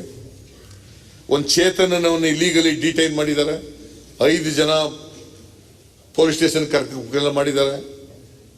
ಅವನು ಪೊಲೀಸ್ ಸ್ಟೇಷನ್ ಇಟ್ಕೊಂಡೋದಕ್ಕೆ ಅವ್ರ ತಂದೆ ABS ಕಾರ್ಪಸ್ ಹಾಕಿದ್ದಾರೆ. ಆಗ ಇವ್ರು ಹೇಳಿದ್ದಾರೆ, ನಾವು ಯಾರನ್ನೂ ಡಿಟೈನ್ ಮಾಡಿ ಅರೆಸ್ಟ್ ಮಾಡಿಲ್ಲ, ವಿಚಾರಣೆ ಕರೆದಿದ್ದು ಅಷ್ಟೇ ಅಂತ ಹೇಳ್ಕೊಂಡಿದ್ದಾರೆ. ಆಮೇಲೆ ಅಲ್ಲಿ ಲಾಯರ್ ಇದ್ರಲ್ಲ, ಅವರು ಚೇತನ್ ಅನ್ನೋನು ಲಾಯರು, ಈ ಶ್ರಾವಣನ ಅವನ ತಮ್ಮ ಬ್ರದರ್, ಇವನು ಚೇತನ್ ಅನ್ನೋನು. ಚೇತನವನ್ನ ಹಿಡಿದು ಪೊಲೀಸ್ ಸ್ಟೇಷನ್ ಹಾಕೊಂಡಿರ್ತಾರೆ. ಇವ್ರೇನ್ ಪೊಲೀಸ್ನವ್ರು ಏನ್ ಮಾಡ್ತಾರೆ, ಒಂದು ಶೀಲ್ಡ್ ಕವರ್ ತಗೊಂಡೋಗಿ ಕೊಡ್ತಾರೆ ಕೋರ್ಟ್ಗೆ ಚೇತನ್ ಬಗ್ಗೆ. ಏನಂತ ಅಂತಂದ್ರೆ, ಅವ್ರ ಲಾಯರು ಸೂರ್ಯ ಮುಕುಂದ್ ರಾಜ್ ಅವರು ಇವನಿಗೆ ಸ್ವಿಚ್ ಆಫ್ ಮಾಡ್ಕೊಂಡು ತಿರ್ತಿ ಕೊಟ್ಟೋಗ್ಬಿಡು ಅಂತ ಹೇಳ್ಬಿಟ್ಟವ್ರೆ ಅಂತ. ಇದು ಹೆಂಗ್ ಸಿಕ್ತು ಅಂತಂದ್ರೆ, ಅವರೇ ಒಪ್ಕೋತಾರೆ, ನಾವು ಕದ್ದಾಲಿಕೆ ಮಾಡೋದು, ಟೆಲಿಫೋನನ್ನ ಮಾತುಕತೆ ಆಡ್ತಿರೋದು ಕದ್ದಾಲಿಕೆ ಮಾಡೋದು ಅಂತ ಹೇಳ್ತಾರೆ. Under what law? Telegraph act ನಲ್ಲಿ ಅವಕಾಶ ಇದೆಯಾ ಹಂಗ್ ಮಾಡಕ್ಕೆ? The advocate was appearing for anybody on behalf of his client. He need not disclose the conversation between the lawyer and the client, even to the court. ಅದನ್ನ ಇವರು ಪೊಲೀಸ್ನವರು tap ಮಾಡಿಬಿಟ್ಟು ತಗೊಂಡು court ಕೊಟ್ರೆ ಕೋರ್ಟ್ನವ್ರು ತಗೊಳ್ಳಲ್ಲ. ಅದು ರೆಫ್ಯೂಸ್ ಮಾಡಿಬಿಡ್ತಾರೆ. It is also an offence. So ಇವರು ಎಲ್ಲ ತನಿಖೆ ಯಾವ ಕಡೆ ಹೋಗ್ತಾ ಇದೆ ಅಂತಂದ್ರೆ, ಸರ್ಕಾರದ್ದು, SITದು ಎಲ್ಲ ಯಾವ ಕಡೆ ತನಿಖೆ ಹೋಗ್ತಾ ಇದೆ ಅಂತಂದ್ರೆ, ಯಾರು ಷಡ್ಯಂತ್ರ ಮಾಡಿದ್ದಾರೆ, ಷಡ್ಯಂತ್ರ ಹಿಂದ್ಗಡೆ ಯಾರಿದ್ದಾರೆ, ಇದನ್ನ ತನಿಖೆ ಮಾಡ್ತಾ ಇದ್ದಾರೆ ಹೊರತು ಆ ಹೆಣ್ಮಗಳಿಗೆ ಅನ್ಯಾಯ ಆಯ್ತಲ್ಲ. 376 ಅಫೆನ್ಸ್ ರಿಜಿಸ್ಟರ್ ಮಾಡ್ಕೋಬೇಕಲ್ಲ, ಅದು ಮಾಡಿಲ್ಲ. ಅವಳು ರಕ್ಷಣೆ ಕೊಟ್ಟಿಲ್ಲ ಇವತ್ತಿನವರಿಗೆ. ಇದು ತಾರತಮ್ಯ ಅಲ್ವಾ? ಪೊಲೀಸ್ನವರು ತಾರತಮ್ಯ ಮಾಡ್ತಾ ಇಲ್ವಾ? ಸೊ ಐ ಡಿಮ್ಯಾಂಡ್ ಕೂಡಲೇ 376 ಕೆಳಗಡೆ ಕೇಸ್ ರಿಜಿಸ್ಟರ್ ಮಾಡ್ಕೊಂಡು ಇನ್ವೆಸ್ಟಿಗೇಟ್ ಮಾಡಬೇಕು ಅಂತೇಳಿ ಒತ್ತಾಯ ಮಾಡ್ತೀನಿ ನಾನು. ಅಗೇನ್ಸ್ಟ್ ರಮೇಶ್ ಜಾರಕಿಹೊಳಿ.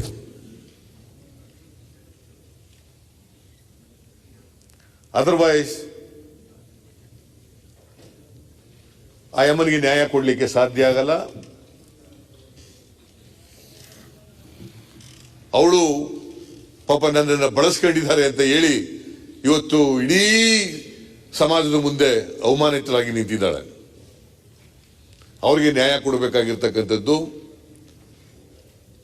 ಪೊಲೀಸ್ನವ್ರ ಕರ್ತವ್ಯ, ಸರ್ಕಾರದ ಕರ್ತವ್ಯ.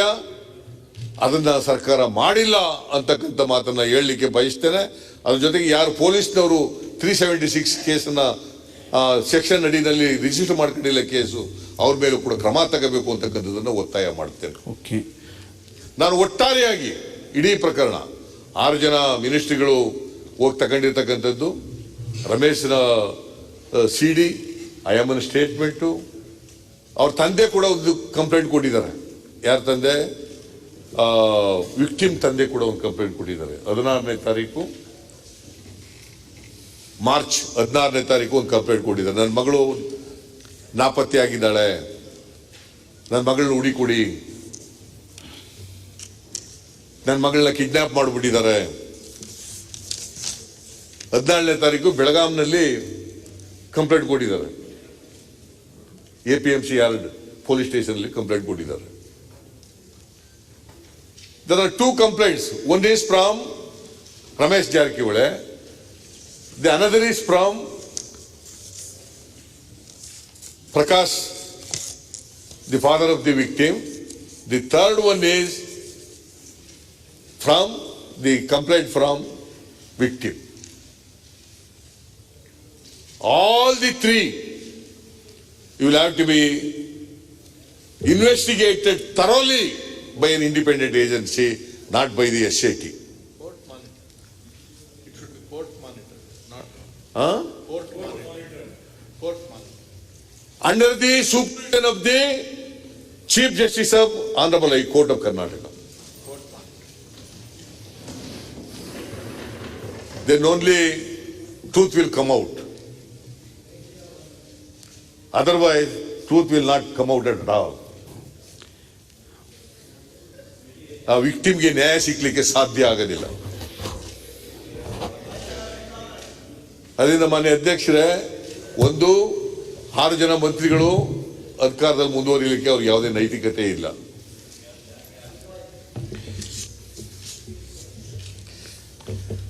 ಆಮೇಲೆ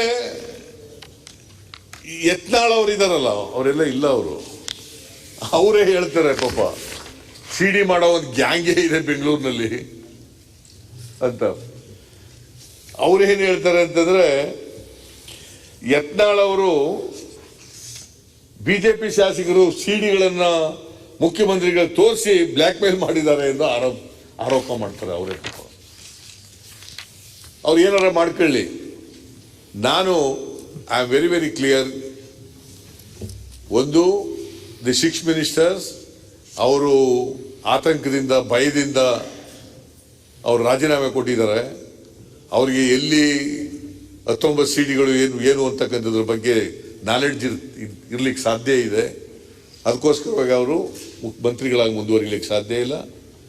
ರಮೇಶ್ ಜಾರಕಿಹೊಳಿ ಕಂಪ್ಲೇಂಟ್ ಇದೆಯಲ್ಲ, ಅದು it's not at all tenable at all. ಎಲ್ಲ ಸಮಗ್ರವಾಗಿ ಆ ಹೆಣ್ಮಗಳು ವಿಡಿಯೋ ರೆಕಾರ್ಡ್ ಮಾಡ್ಕೊಂಡು ಸೋಷಿಯಲ್ ಮೀಡಿಯಾದಲ್ಲಿ ಬಿಟ್ಟಿದ್ದಾರಲ್ಲ, ಅವರ ಸ್ಟೇಟ್ಮೆಂಟು ಇವೆಲ್ಲ ಕೂಡ ಹಿನ್ನೆಲೆಯಲ್ಲಿ ಹೈಕೋರ್ಟ್ನ ಚೀಫ್ ಜಸ್ಟಿಸ್ ಅವರ ನೇತೃತ್ವದಲ್ಲಿ, ಅವರ ಸೂಪರ್ವಿಷನ್ನಲ್ಲಿ ತನಿಖೆ ಆಗಬೇಕು. Then only truth will come out. Okay, so that is my demand. ಅದನ್ನು ಮಾಡಬೇಕಾಗುತ್ತೆ. ಇಲ್ಲದೆ ಹೋದರೆ ಇಂಥ ಅಪರಾಧಗಳು ಸಮಾಜದಲ್ಲಿ, ಅದು ಅಧಿಕಾರಸ್ಥರು ಇರ್ತಕ್ಕಂಥ ಅವರು ಮಾಡತಕ್ಕಂಥ ತಪ್ಪುಗಳಿಗೆ ಸರಿಯಾದಂಥ ಶಿಕ್ಷೆ ಆಗದೆ ಹೋದರೆ ಒಳ್ಳೆ ಮೆಸೇಜ್ ಹೋಗ್ಲಿಕ್ಕೆ ಸಾಧ್ಯ ಆಗಲ್ಲ ಸಮಾಜದಲ್ಲಿ ಅಂತಕ್ಕಂಥ ಮಾತುಗಳನ್ನು ಹೇಳಿ, ನಾನು ಇನ್ನೂ ನಮ್ಮ ಡಿ ಕೆ ಶಿವಕುಮಾರ್ ಅವರು ಮಾತಾಡ್ತಾರೆ, ಆಮೇಲೆ ರಮೇಶ್ ಕುಮಾರ್ ಅವರು ಮಾತಾಡ್ತಾರೆ. ನಾನು ಇಷ್ಟು ಅದಕ್ಕೆ ಎಲ್ಲನೂ ಬಹಳ ವಿಶದವಾಗಿ ಹೇಳಲಿಕ್ಕೆ ಹೋಗೋದು ಬಿಟ್ಟು ಇಷ್ಟು ಮಾತ್ರ ಪ್ರಸ್ತಾಪ ಮಾಡಿದ್ದೀನಿ. ನಿಮಗೆ ಧನ್ಯವಾದಗಳು.